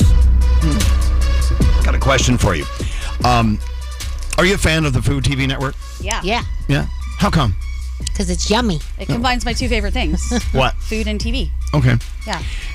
See, I think that network is good and bad. The good part is it highlights a lot of things we never would have known about in our everyday experiences with restaurants, this and that, and cooks and food. The bad thing is I think it shows restaurants and that business in a light that's not real. It really isn't. So Kevin Boehm is here. He's got this book out called The Bottomless Cup. Of course, endorsed by one of my favorite people, Will Jadara. We were talking about that earlier. Kevin covers his life, how he got where he is, and you're going to find out in a second where he is, and you're going to be amazed. But also, there's nothing wrong with highlighting the fact that the restaurant business is full of these gifted yet very damaged people. And I think that's the reason it's great. I mean, I don't know. Kevin, explain this to us and talk to us about this book. Well, first of all, I tried to strip all that Food Network varnish off of it inside my book. I wanted to get to the truth. But yeah, damaged people are really good at the restaurant business because if you've had real trauma in your life, getting a 20-plate pickup or getting quadruple sat in a station is like, so what? Bring it on. What does that stuff mean? Yeah, I have no idea. A 20-plate pickup, 20 plates have to go out at the same 20-plate pickup means you're on the line, a chef is calling for the food, and you're you have to cook 8 of those 20 dishes and get them up in a window. Okay. Or quadruple sat is you get sat with 4 tables within 5 minutes. Wow. Which was always exciting. I worked at a restaurant for 4 years, so I could have some damage going on. I know, there. but it was Applebee's. It was Ruby Tuesday, get it right. Okay, whatever. I know, not the same as these very high, highfalutin I'm sure it's places, the same but everywhere, sort of. I wanted at the restaurant to be so slammed. It felt like I was flying the plane, and right before I crashed it, I pulled the nose up and I survived it. It was an adrenaline rush that I love. It gave me this shot of dopamine, and at the same time, that's a sign of a somewhat damaged person. I am a somewhat damaged person. I know, but you're in a room full of them right now. Don't worry. So you can't own this. Oh, you're my favorite people. I love damaged people. You said something to me in the room down the hall, the Sandals Caribbean Green Room, if you must ask for it by name. You said something. This book opens with this, and then the story begins. Can you share that with everyone? Yeah, the first line of the book is, in the summer of 1989, halfway through a Western omelet and a cup of coffee, I found out that I wasn't really Kevin Boehm. So it opens with a mystery of sorts. An older gentleman found me in Springfield, Illinois, took me out to breakfast and said, your whole childhood's a lie. I've got a story to tell you. Whoa. Who was this gentleman? Turns out he was my father. Wow. Oh, my God. Who else has hard nipples right now? Seriously, that's awesome. I mean, not for you. I mean, you know what? It's awesome for writing a book. Yes. Yeah. What was your first reaction when he said that I'm your father? Well, we didn't really use the word process back then. Yeah. But I was processing. I remember a server came up and said, would you like more coffee? And I'm like, would you get the heck out of my face? Because I was rewinding all the stuff that had happened in my life, and it was starting to make sense to me. Wow. But looking back, 1989? 89. One of the most important moments of your life, probably. Yeah. And what it ended up doing was it gave me permission to kind of follow my dream because I just felt like I could. There was no guardrails in my life anymore. So, I went to college, and if you really want to feel like a moron, have 2 of your housemates at college be a future astronaut and a future Pulitzer Prize finalist. Wow. One was Dave Eggers. One was Mike Hopkins, one of the most important astronauts in history. That's so cool. So I got there. I already thought maybe that I wasn't that smart, and then I really thought that I wasn't that smart. See, I'd rather have you as a roommate, to be honest. Oh, thanks. Well, okay, Kevin. Okay, let's go fast forward here. Yeah. You've opened restaurants in 10 incredible cities in America. Name them. Go. Oh, Jesus. Chicago, New York, Los Angeles, Seaside, Florida, Springfield, Illinois, St. Petersburg, Florida, Nashville, Denver.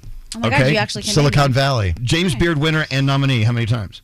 I was the company. We've been nominated 22 times. I was nominated 5 times for Best Restaurateur in America, and I won in 2019. Wow. Right. How many dinners have you served in your restaurants? Like 10 or 12 million. I don't know. We did- serve like 2 million people dinner a year. The number is 18 million. Oh, there you go. Wow. Sorry, I missed it. You don't know. So opening a restaurant, and it's a fascinating thing. What a ballet! And there was actually a special. Our friend Will. They were talking about opening one of his incredible restaurants here in New York City. It was called 7 Days, I think. 7 Days Out. And so they give you the last 7 days before the opening of this restaurant, and it's the anxiety you get for them. It's like incredible. But the feeling of opening this restaurant for you, what's that like? Is it like definitely another rush of sorts? Well, I talk about this in the book that I was bipolar, but a bipolar denier. And when I opened up a restaurant, I would get this dopamine rush from opening, and I'm like, oh, that's happiness. Great, give me more of that. So why does this kid from Springfield, Illinois end up opening up 50 restaurants over the last 30 years? Because like a heroin addict, I kept wanting that rush again of opening up a restaurant. So, Anthony Bourdain was great at talking about the shenanigans going on in kitchens, right? He was the head shenanigist, if there's such a word. There is now. There is now. Yeah. He was awesome. I had dinner with him once. He was amazing. Oh. Wow. So how crazy have you seen it, or have you participated in these antics that happen back of house in restaurants? Well, I was an aggressive drinker, and I was very good at it. Right. Tequila Kevin was definitely a version. So you were effed up on the line. No. Or as a chef. Never during work. Right. Was I messed up. I was only after. So service was very important to me. So during service, I was straight as an arrow. Right. I wouldn't hit it. In my restaurant in Springfield, when I put on Stevie Wonder that was the shift from me being completely sober to pouring myself a mega pint of Cabernet. Okay. And then the antics would flow. And then you'd be up all night. You go to the after hours places, or you would just go home and drink. What would you do? I'll give you the schedule. Okay. I would get up in the morning. I would run 6 miles. What time? About 6 or 7 a.m. Okay. I'd go to the restaurant. I would work till about 3 o'clock in the afternoon. Then I would go home. I would change clothes. I'd come back to the restaurant. We'd close about midnight. I would drink till 3 in the morning, and I would do it again. I only had to sleep like 3 hours a night. Whoa. I was a maniac. Okay. Wow, it sounds like us at this point. It does. What? Yeah. I do not miss that guy. What That was guy's it? been retired. Are When did you are you realize- sober now? I'm sober, yeah. Okay. I was going to say, what happened to make you realize I can't do this anymore? Well, there's a rock bottom moment. What was it? Suicide attempt. Wow, that's bottom. If you can survive rock bottom, which most people don't, it's a gift. Because if you can come out of it and you can say, wait a second, that wasn't just a bad night, and I'm going to be as ambitious about my mental health and my happiness as I've been restaurants all these years. And that's what happened. I wrote a list of 20 things that I had to do to change my life, and they were pretty big things, and I did them. Wow. What was the Now I'm hardest happy. one? Oh my God. Really? I didn't walk a dining room for like 6 months. That was the hardest thing. Restaurant had always been my life's blood, and I had to take a moment away from my restaurants. But there were a lot of things on there. Stop drinking. That's a tough one. Go to the Hoffman Institute. Get therapy for the first time in my life. Get medicated. How long ago was this, generally? 4 years ago. So wow. Kevin Boehm is here. The book is called The Bottomless Cup. I cannot wait to crack this book open. By the way, it's not all about just being totally damaged. There's fun stuff that happens when one is damaged. 100%. Like living in your car. That's not fun. You were living in your car. Yeah, and it wasn't a great car to live in. It was a Suzuki Samurai. Oh, wow. with a ripped soft top. It was like the worst tone you could have. I mean, a lesbian wouldn't even drive that. Yeah. So anyway, so you were in your Suzuki Samurai with a ripped top. How did you end up living there? How did you lose everything else? Well, first of all, I say in the book, the first time you live in your car, you think this is going to make a really good book someday. The second time you live in your car, you think there's probably not going to be a book. Okay. But how'd you end up in this car, Kevin? Well, so I drop out of college. I go down there and I think, I'm going to work in restaurants. Nobody hires me. I ended up working at an amusement park. I move in with a guy who works at the amusement park, catch him stealing from me. Oh. And his name was on the lease, so I had to move out. I had no money, and I'm living in my Jeep. And like most of the time I would get out and get my sleeping bag out and I would sleep on the beach. And one night I woke up and because a woman was screaming at her kids, says, "Hey, get away from that." And I woke up like, what's the scary thing that she's screaming about? And the scary thing was me. Oh, you were that. Oh, wow. She was recoiling in horror because you're a thing on the Get beach. away from the homeless guy. So how did you get out of your car? Well, I had this idea to write this beautiful piece of fiction that was my new resume. I wrote this resume. And you lied. It's all lies? All lies. Yeah. That were all restaurants that had mysteriously gone out of business, so they couldn't call for a reference check. Wow. And I walked into the most fine dining restaurant in town, and I was flailing in the interview. He asked me, he goes, "Kevin, what's your favorite grape varietal?" I don't know what grape varietal was. Welch's. There you go. Like, that's what I should have said. And the owner came by, and she pinched my cheek, and she goes, "I like this one. Mike, hire this one." Wow. He goes, "I guess you got the job, kid." What an angel. She came down and she flew in. Alice Masker. She was my angel. Hey, Alice. Hi, Alice. Wherever you are. That's so awesome. Cool. Okay, so the fun in the kitchen. It's crazy. It's a roller coaster that never stops. It's like sitting in an electric chair if you're working the line or That's doing about anything. right. So what things did you want to stop down and just laugh your ass off at, but you didn't have time? Like, what's the craziest things? There was a line cook when I worked at my first restaurant named Tom, and Alice was his like, she goes, "Guys, whatever you do, keep alcohol away from Tom." Like a Tom was gremlin? our best line cook. Like, well, it was kind of like, don't give Hannibal Lecter anything sharp. Right, It was okay. like, keep it away from him. And Tom walked up to the new bartender and was like, "Yeah, I need to make a bourbon sauce for this apple pie I'm doing." And he gave him a bottle of bourbon, and halfway through the shift, Tom fell on the line with an empty bottle of bourbon. Oh, Poor Tom. that's hilarious. By the way, Kevin, my favorite text just came through. My favorite text. I never knew Kevin Bacon owned a restaurant or lived in a car. It's Kevin. No, Let's talk about my role in Footloose. It's Kevin. It's Kevin Boehm, but close. Yeah. Can you tell us about your oven blowing up like in your first restaurant? My very first service, I reached down to put a piece of bread in the oven, and the pilot light had gone out, and the oven blew up my face and caught my hair on fire. And so my first service lasted about 35 minutes. An ambulance came, took me to the hospital. Oh, no. And I knew it was bad when the guy whose room there was a grandpa in the room with me, and his grandson walked in. He looked at me and he was like, "Whoa, what happened to that guy?" I was like, "Uh-oh." So my second service, my face was completely scabbed and I had to shave my head. And you actually showed up and presented yourself to people that way? That's the restaurant business. Hey, well, let's talk about the dangers in the kitchen. Gandhi, ask the question. You always ask our favorite chefs. Yeah, I think every chef has the same scar. I want to know if you have it. Do you have a burn mark on your forearm anywhere? I don't, because I wasn't on the line that much, but I do have a pretty wicked scar from shucking an oyster where I stabbed my hand, where I have this wicked scar. Okay, so you got one. Yeah, shucking oysters is a dangerous business. Yeah. I don't think It people is. think about how chaotic and dangerous it actually is, though, to be in a restaurant unless you've been in a restaurant and been in the industry. And I think everybody should work in a restaurant for a year of their life. You learn so much. That was a hot take on Subway Takes recently. Was it? Yeah. It was like everybody should be required to work in a restaurant. Truly, they you want a should. little dose of humanity because you have to learn how to deal with everybody, the good people and the bad people. And I've seen them both, man. And this is front and back of house.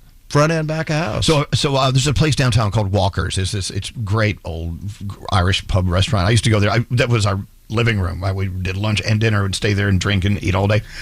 One day the host wasn't there, and a couple walked in. I said to my friend, the bartender, my friend, the waitress, I said, "I'll take care of them. I know how to do it." Got some menus, sat them at a table, and I said, "Would you like some water? What kind of water you want? Whatever." The guy looked at me and said, "Do you even know what you're doing? You don't look like you should be even working here. Who are you? We come here every day. Are you new here?" He was just kind of rude and snotty to me. And I just put the menus down and I walked away. I said, "I will never be able to do this." People are mean. You heard it here first, People folks. are- Elvis people are Duran mean. is going to come maitre d' at Boca Restaurant in Chicago. He's going to be amazing. You see, I'm a great guy walking around and making sure everyone's good, but I can't handle mean people. But there are people who come to your restaurants who are just evil. Do you want to know the meanest celebrity that ever came? Name names. Yeah. Come on, Kevin. Dude, Roger Waters was the meanest person. Really? Why? The meanest. He walked into the restaurant and we were getting his table set and ready. And my partner just said to me, he goes, "Hey, how was San Diego last night?" And he just put his hands on the host stand and looked at us and he goes, "Would you just give me my effing table?" Whoa. At that point, would you not say, you know what? No, I don't think I want you in here. I don't want to serve you. I said, "Yes, sir, Mr. Waters." Okay. Of course you would. Wait, who is Roger Waters? Option B. He's from Pink Floyd. See, you're better than me. I couldn't even handle McDonald's No. because people were nasty to me and yelling at me about a fillet of fish, and we had a lot of issues. But the kindest person ever, and I got to Yes. serve him several times. Kevin, the restaurant business is a tough business. You seem to have navigated it well. Congratulations. Who's that? Is it Obama? Obama. No offense. Well, she got it. I got it. Oh, I like. Yeah. I'm sort of And like. he was the nicest of everybody? Oh, he was a prince. Oh, I mean, that's so awesome. many nice, incredible people. You get who've been more through. nice than not nice, yeah? More nice than not That's nice. good. I want to talk before we talk about you being attacked by a bobcat. I need to ask you a question. And anyone and everyone listening right now, you can apply this to your industry or your family, whatever. And it's about mental health. You've sort of skated around and sometimes through the mental health bush, and I want to know more about it as it applies to you, because I know this is a universal conversation. And I remember 15 years ago talking about mental health on our show. It was almost like you would whisper it. Like back in the 1970s, you would never say breast cancer out loud. It was breast cancer, right? Mental health, thank God we've pulled the rug up. We don't have to brush it under there anymore. Talk about how it applies to you. Yeah, I mean, generationally, the generation before us was so repressed. And so I wanted to break the chain. My mom was bipolar. My mom's mom was bipolar. And unfortunately, for the first 50 years of my life, I didn't grab the low-hanging fruit. I never went and got therapy. I went and got therapy once when I was 26, and she told me that I might be bipolar, and I told her to F off, and I walked out of the room because I was such a denier of it. So when I finally went in and I got medicated, it's the one regret I really have in my life. It was like, Kevin, you idiot. You could have done this 20 years ago. And so we talk about gyms all the time. The workout culture is massive. We don't talk enough about mental health and talking to somebody. Your relationship with your therapist is different than any relationship you'll ever have. And my therapist said very early on, she said, "Kevin, there's no winning at therapy. You don't need to make me like you. Just tell me the truth." And that relationship for me has been so beneficial. So the combination of that and getting medicated. And so that's my purpose in life moving forward, is talking to people about how happy I become because I threw the kitchen sink at my own happiness. And I have pillars for my own happiness now. One, do I have purpose in my life? And is my reasoning behind that purpose a noble one? Is it not for vengeance or ego or capitalism?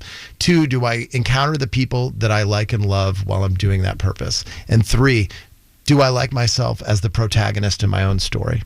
So your story in this book tells us how, through your journey, it does conquered or at least admitted to needing to conquer a lot of these things. 100%. So what is it about the restaurant business that attracts this crazy crowd of people who are just definitely edgy, a lot of people? And I don't know how to describe it. I mean, you can better describe it. Well, I found my people. When I went into restaurants, I go, wait a second. These people know a lot about food and wine and art and music, and they're dangerous. I was like, and they go out till 3 a.m. Yes, I'm in. Give me more. And so I loved them. I had this instant love affair with them. And I was just like, yeah, these are my favorite people on earth. And I think they're still my favorite people on earth. It's fun, and you can make good money. And it's like throwing a party every night, and you guys come in and mess it all up, and we clean it up, and we do it again the next day. That's my life. Wow. No day's the same. I think every single restaurant, no matter what the restaurant is, could have a reality show, and I would watch it. All of them. There you go.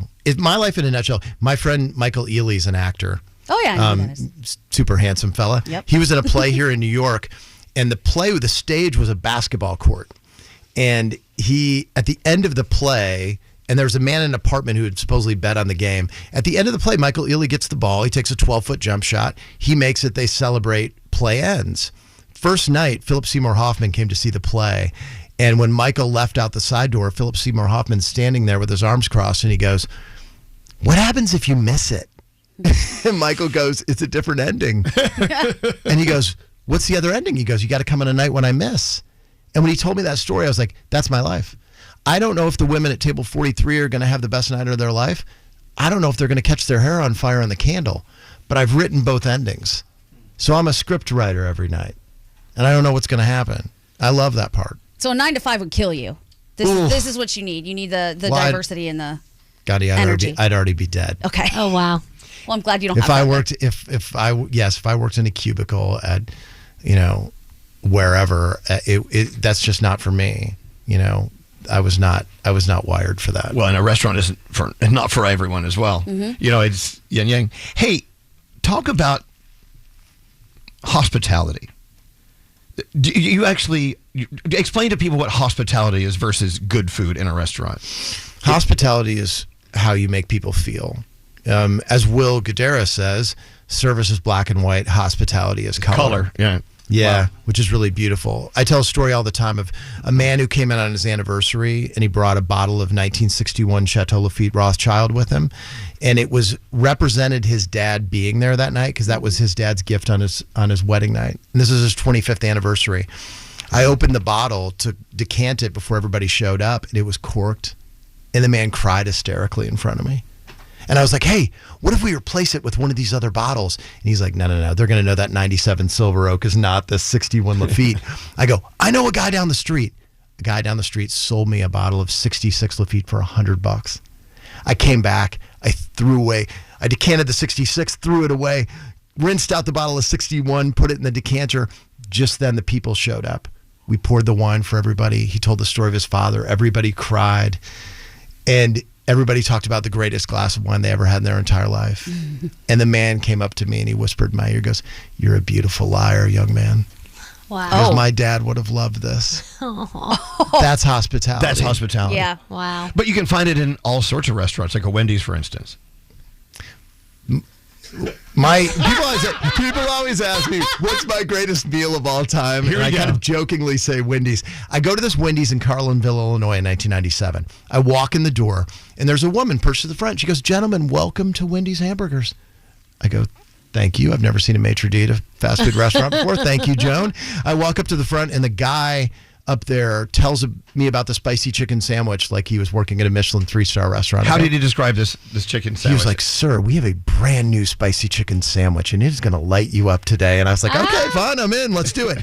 And so then when we go sit down, the woman who was greeting was wiping the errant penne pastas from the super bar into a napkin, and then she refilled my water with a pitcher. And I looked at the guy next to me. I go, "What the hell is going on?" Is this Wendy's? Yeah, Wendy's? He goes, I think we're dining at the greatest fast food restaurant in history. So I went and I asked for the manager. They go, "Is there a problem, sir?" I go, No, there's no problem. And he comes out and I said, "Sir, I just got to tell you, you've got the best fast food restaurant I've ever seen." And he goes, "Well, as you can see, we're very proud of it." And they had won like the Golden Wendy's Award as the best Wendy's in America. Wow. And I came out of there and I was like, okay, everybody does cover versions. Most people don't have a job that's unique to themselves. And I started thinking about the Beatles. The Beatles were the standard bearer of every song they'd ever done up till With a Little Help from My Friends. And if you listen to Joe Cocker's version, even the Beatles said it was a superior version. And so I went back to my restaurant that night and said, "Hey guys, we're just doing cover versions, but we're going to do the best cover version anybody's ever seen." And so I still get inspired by that guy at Wendy's who just said, "I got the same A-frame building, I got the same menu, but I'm going to mine something unique out of it." That's so cool. Is there Love a that. quality that you cannot teach people, but when you see it in someone, you're like, that's it. That's what I want to hire as far as hospitality goes? I ask two questions when I interview somebody. And the first one is, do you really like to take care of people? And I know when somebody's BSing me. And, the second question I ask is just, what'd you have for breakfast this morning? Because I just want to hear them talk. But it's kindness. can you talk, and can you sell me that you're kind? Because that's what you want to feel like when you're out to dinner, is like somebody's on your side. Because bad things will happen, right? Yep. You walk in and they're like, we're running 25 minutes behind. But they go, sorry, we're running 25 minutes behind. That's not good. No. But if you say, I am so sorry, we're 25 minutes behind, but I'm going to walk you to the bar. We're going to find you a little space. I'm going to get you a drink and Yep. bear with us and be patient. I'm going to get you down as soon as I can. That makes the biggest difference in the world. Yeah. Yeah. So who in this room do you think is selling kindness versus is actually just kind? Yeah. Who's BSing you in this room right now? You are so kind. You are so kind. You and I are fast friends. All right, I'll take it. Elvis has an edge to him, but I like it. Oh, he is all edge. Oh, you know nothing yet. Elvis. It's a razor. I'm going to light you up like a Wendy's chicken sandwich. You just wait. I have to tell you who this gentleman is. This is Kevin Boehm, and his book, The Bottomless Cup. I cannot wait. I'm going to rip into it today. We were begging for early copies because God forbid we spend $1 on our own. I have my copy now, and if I would love for you to sign it. And I just love that everything you talked about today, even though it's very restaurant-centric and hospitality-centric, it can apply to any and everything you are doing in your life as you drive to work and listen to this. Yeah. Absolutely. You'll find that with almost everyone we interview in this room. And if they do not deliver that to you, then we didn't do our job to get it out of them. But we didn't have to do anything. It was effortless with Kevin because this book. You gave us some great examples, but I know there's a lot more left to uncover here. There's a lot of nuggets in this book, guys. And so, like I said, when I started this process, I wanted to get to the truth. And fortunately, my life's been pretty entertaining. I say in the book, the beginning of the book, I've Forrest Gumped my way through life. I've got to encounter a lot of interesting people. And listen, all of us in this room are the sum of everything that we've ever encountered, everyone and everything. And so I'm really glad that I went through all that stuff because now at 55 years old, I'm super happy and life's been interesting, and I'm grateful. If you listen on Audible, is it available on Audible? Audible comes out November 25th. Do you narrate it? I narrate it. Have you sat for that yet? I do. I've sat for that already. That's a rough thing. I had to do that myself. And I do all kinds of voices in it. Oh, see, that's why Audible is so cool. There you go. Because it's so different than reading the actual I tell a Mick Jagger story in there where like Jagger and Ron Wood came into the restaurant one night and I get Mick a glass of white wine and I say, Mr. Wood, can I get you something? He's like, is there any way you could get me a Red Bull? And I was like, sure, Mr. Wood. And so we didn't serve Red Bull. So I ran 2 blocks away to a nightclub. It's like 90 degrees outside. And I come back and I'm pouring the Red Bull. He's like, I'm sorry, I meant a sugar-free Red Bull. So I love it. Thank you for coming in here today. Again, I want to tell you now, we're going to post this at Elvis Duran Show on Instagram as well, so you'll see it later if you have to revisit us. The Bottomless Cup by Kevin Boehm, a memoir of secrets, restaurants, and forgiveness. And you covered all 3 of those bases very well today. Kevin, it's a pleasure to meet you. Thank you all. Absolutely. Yeah. I think you're all kind people. I think we are too. They turned you. 3 of us have been together for 30 years doing this show. 30 That's years. Amazing. How many restaurants are open for 30 years? A few. I have a restaurant that's been open 23 years. See, I can't believe you're over 50. You look much younger than me. I thought the same thing. As soon as you said 55, I was like, where? You know what? It was the luxury of the Sandals Green Room. I know. What did I tell you when you walked in there? It revitalized me. It's tropical in there, folks. Yes. It's like it's a massage, and you're not being touched. You don't even realize it. Guys, there's a masseuse in there. There's somebody making fresh green juice. It was remarkable. Yeah. The sounds of the waves here in Midtown Manhattan, fabulous. And we Jewel was in there singing. This is another thing.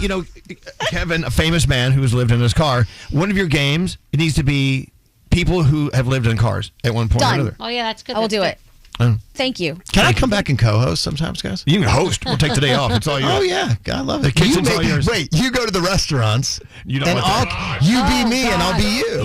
This is how your restaurants will shutter. What we do here is much easier than what you do in your restaurants. I guarantee you. Kevin, thanks again. Thank you for coming in. You guys are awesome. Thank you. What's up, y'all? I'm Beyonce. Hi, this is Taylor Swift. Hi, it's Lady Gaga. Hey, it's Doja Cat. You're listening to Elvis Duran in the Morning Show. Elvis Duran and the Morning Show.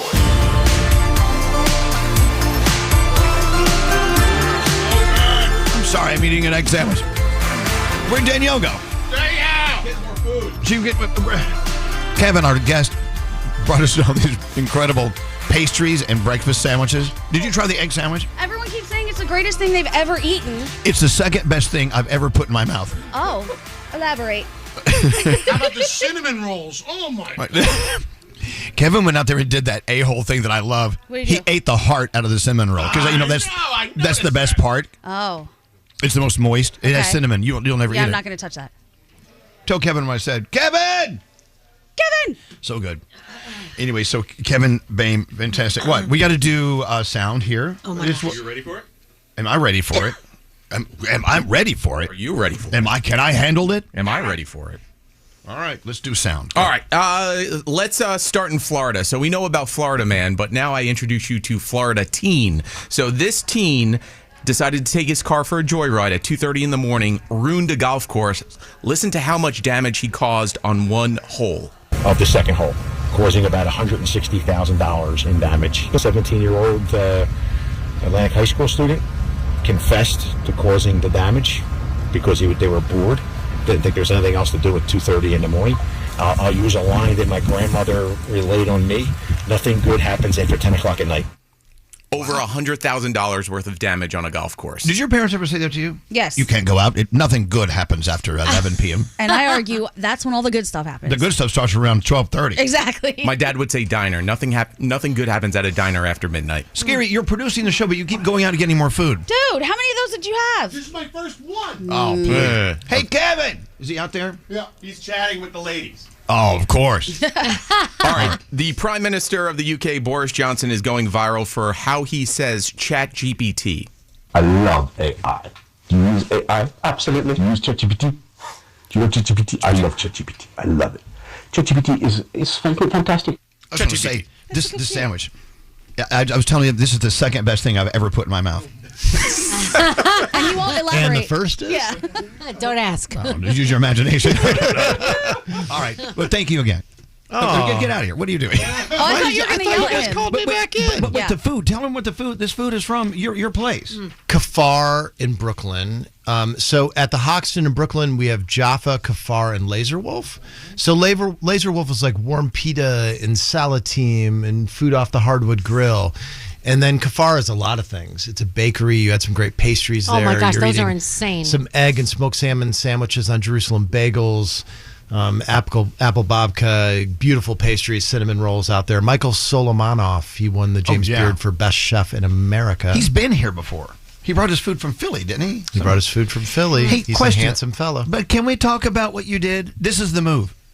You know, the cinnamon roll is, it has a center of it, which is the most incredible part of the cinnamon roll.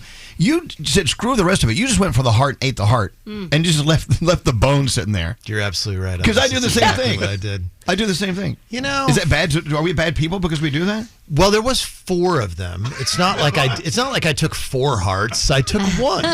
I figured that I've worked really hard all these years, and I deserve 25% of those hearts. You know where? Okay, he's done the math. My favorite, because Pillsbury has those cinnamon rolls. You hit the can on the side. Because I used to eat the heart of those when I was a kid. Oh, they bust open like when you take off Spanx. There's nothing better than the violence that goes behind buttermilk biscuits and cinnamon rolls from Pillsbury. That feels like the 1980s to me, doesn't it? Mine is the 1970s. I'm a little older than the 70s. Again, thank you for coming in. Thanks. I'll be back in 5 minutes, guys. Okay, yeah. All right. Later. We'll call you again. I'm not kicking you out. You can stay all you want. This is also a room full of heart stealers. We eat Every hearts. single person here does that same thing. We eat hearts. Yeah. You guys coined a new phrase. Heart stealers. We're the heart stealers. I think it said positive. All right, Zootopia 2 hits theaters November 25th. Shakira is back as the gazelle, but she also has new music in it. This is called Zoo. Come on, get on up. We're wild and we can't be tamed. And we're turning the floor into a zoo. Come on, keep it up. It's fun if you're down to play. And we're turning the floor into a zoo. I love Shakira. That should be the theme song for the Staten Island Zoo. By the way, we should use that. This text. The only things open after midnight are knees and bars. Says. Yeah, all the good stuff. All right, go ahead. All right, Kelly Clarkson, Elvis took on one of your favorite songs ever and showing that she could speak and sing some great Spanish. Recuérdame when me tengo que ir, mi amor. love Coco. Recuérdame, no llores, por favor. Te llevo en mi corazón y cerca me tendrás. A solas yo te cantaré, soñando en regresar. Keep going, Kelly. Keep going, girl. Remember me,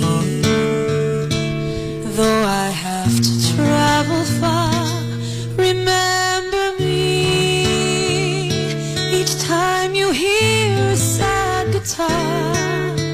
Know that I'm with you the only way that I can be. Oh, Kelly Clarkson. That song makes me cry every You are right now. single time. I'm sorry. crying right now. Sorry. Okay. All right. So shout out to our listener, Lindsay. For the last 2 weeks, she's been sending us the same exact talk back on the iHeartRadio app. So you just click the little microphone, send us a message. I get every single one of them. So I figured I'd finally bring this to you, Elvis. It's a question she's been posing for the last 2 weeks. Oh, gosh. I'm glad you put it through. Yeah. Let's listen in.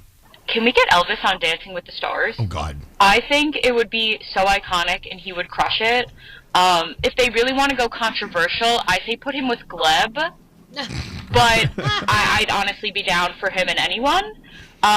So can we please make this happen? Because I think that it would be amazing. Well, thank you. First of all, it's Dancing with the Stars. I am not one. No, come on. I think you would do it. They asked you to do it. They And did. you said no. That was back in the days of Tom Bergeron. Mm-hmm. Would you do it, though? No, never. I'm not a star and I don't dance. You're so rhythmic. I see you dancing here all the time. Stop it. Is that the end of your sound segment? It is. Get out of here. You're a good American, Garrett. Thank you very much. No American. American Bandstand. What do you want me on again? No good American. What year? Dancing with the Stars. This is Dick Clark. What was that other one? Soul Train. I'm not going to go on The View. Sorry, thank you. American Idol. Yeah, I'm not that one either. All right, thank you. Can we move on? Yeah. Thank you. Another episode of Sauce on the Side. Who in the building would you like to get spanked by aliens? Andrew, for sure. Because like the noise he would make? Yeah, and I just would love to see him in pain, you know? And I want the spank where it's like, you know what you did. I want that. Open your free iHeartRadio app, search Sauce on the Side, and listen now. Elvis Duran in the Morning Show. No, it's not too early to start holiday shopping. Ulta Beauty's early Black Friday event is happening now through November 22nd, with new offers dropping every week. Head into Ulta Beauty today to shop the early Black Friday event. Ulta Beauty, gifting happens here.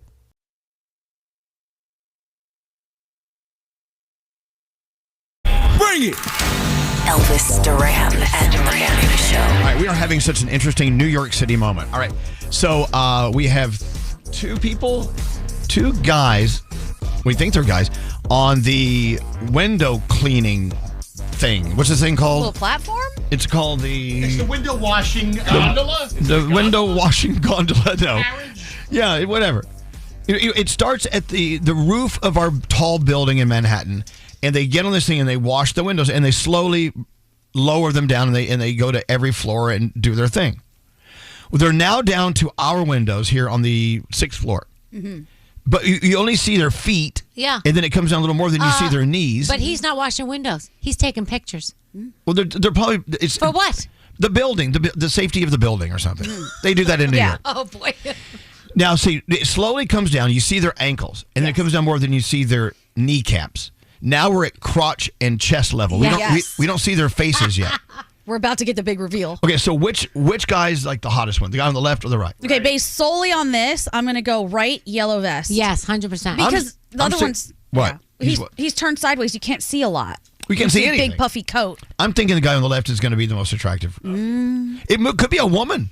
We don't know. Here comes the reveal. We're about to see a face. Or faces. This is crazy. Yeah, this happens in my building sometimes too. You'll look at your window, you're walking around with your underwear, and they're looking and they're washing your windows. Like, what are you doing? Yeah. You have to have a lot of courage to be outside, being like almost repelled. Dangling on the side of the building? Yeah. I have to start wearing pants now in my apartment. Somebody moved in across from me. So I have to be dressed. Why start now? Yeah, what they're doing, they're inspecting the building, just make sure it's all sealed up, getting ready for winter. That's cool. Well, I hope so. Well, I hope that's what Oh, they yeah, do. they're labeling something now. They just took something and started They writing. found an imperfection outside our window. Of course, it's outside our window. All right. I need for them to go a little further. You're listening to live coverage of us looking at people on a thing. What is this thing called? It's called They call it a cradle? Is that a scaffolding? Suspended scaffold. Suspended scaffold. And it has a motor. It motorizes them down the side of the building. And he has like a little thing on him to keep him protected. I beg your pardon? A leash or whatever you call it. Yeah, no, they have to have a harness. Yeah. It's not a pulley system? Like with the string? Look, they found a little problem outside our window. Anyway, so this is one of the fabulous parts of living in New York City. Should we approach the window so when they finally do come down, they see us? Bam, right there. I just got a little bit of a look at the guy on the right's face. Oh, there he is. There he is. Okay. It's so compelling. Are we really Should we go on knock the on air? the glass? Oh, there he is. Okay, we've seen one guy. Yeah, go knock. We're gonna have to wave to them. He's got a headlamp. I'll just go get their attention. No, don't. That could be dangerous, Nate, Nate. they're They're working. Nate, they're dangerous. I'm telling you not to do that. They're dangling 8 floors above the ground. Get this all the time. I'm going to ask you nicely. Please don't bother the men who are harnessed to save their lives. Should we put our butts up against the glass? Yes. Okay. Okay, Nate. Oh, go that's fine. Go put your butt against the glass. My ass on the glass is fine. They need but I some. can't They wait. need some glass That's ass. a new Dr. Seuss book, Ass on the Glass. Ass on the glass. All right. A tale of Did a we have radio something else station. we wanted to do this break? I don't remember. There must be something really wrong with that spot. They've been there a long time. I know, and it's our floor. Of course it is. Great. I bet window washers see a lot in their day. For Of sure. course they do. I mean, things that probably they shouldn't, but they see them. Well, don't you wonder what truck drivers are seeing when you're in Oh, your yeah. low to the ground BMW? high up. Scary. You know what they see. Because Scary's BMW is your ass is dragging the ground. Pretty much. So every truck driver can see what you're doing. Yep. Nothing nefarious. Very clear. All right. Well, these people are not on our time schedule. Now, is it rude? Because, a lot of us live in buildings that have a lot of floors and have these window washers. When they come down and I'm not prepared for it, I just shut the blinds. That's like, they fine. could be outside. I shut it. Is that mean? No. Okay. I'm like, I don't want to look at you. You don't want to look at me. Get out of here. Are you saying they should give you time to prepare, like dress for their arrival? No, I just don't know if it's rude for them to, look me in the face and me shut the curtains on them. Well, I mean, if the tables were turned, they wouldn't want you looking in their apartment. That's true. All right. They're not moving. He's taping something. Great. We're living in a building that's taped together. He's got some blue tape. A little nerve-wracking. I don't know. Look, you see? Too bad these windows don't open. We can't talk to them. Oh, look. You could write notes. We could write Remember we used to write notes to the people across from our old studios? Yeah. They're having sex in the hotel room. We see you. Should we just write a note that says what's wrong with the building? Is the building? Should we evacuate? Are we okay? Should we get out now? Should we pull the fire alarm? What do we do? What's Blink scary? twice. Let me play a song. Because this segment of our show is probably not garnering or getting You want a jingle ball? a high rate. Yeah, I'd love a jingle ball From artist. Y100's Jingle Ball, MGK, or Z100's Jingle Ball, Zara Larson. I think MGK would be great. And then hit it. Do you have a cliche? I do. This is cliche. While people are outside telling us to evacuate our building. Oh, yeah. One of the many stars of Y100.7's Jingle Ball, presented by Capital One, MGK. Looking at the guys outside on the floating scaffolding. Yeah, they just floated right by. We waved, they waved back. Yeah, they waved, so that was They do see all sorts of things, I'm sure. I think they are from the Department of Buildings. They're inspecting our building to make sure that we are up to code. There he is. good. Look at that. He's got his speedunkers thing on. Yeah, there he is. Okay. We could write the sign that just asks them the question, are we up to code? And they could nod. Should we evacuate the building? Go ask. Hey, I'm Serena Carpenter. Hello, it's Luis Capaldi here. We're Blackpink. Elvis Duran in the morning show. What are you doing and who's with ya? Elvis Duran and the Morning Show. All right, show's done. Let's get out of here. Till next time, say peace out, everybody. Peace out, everybody.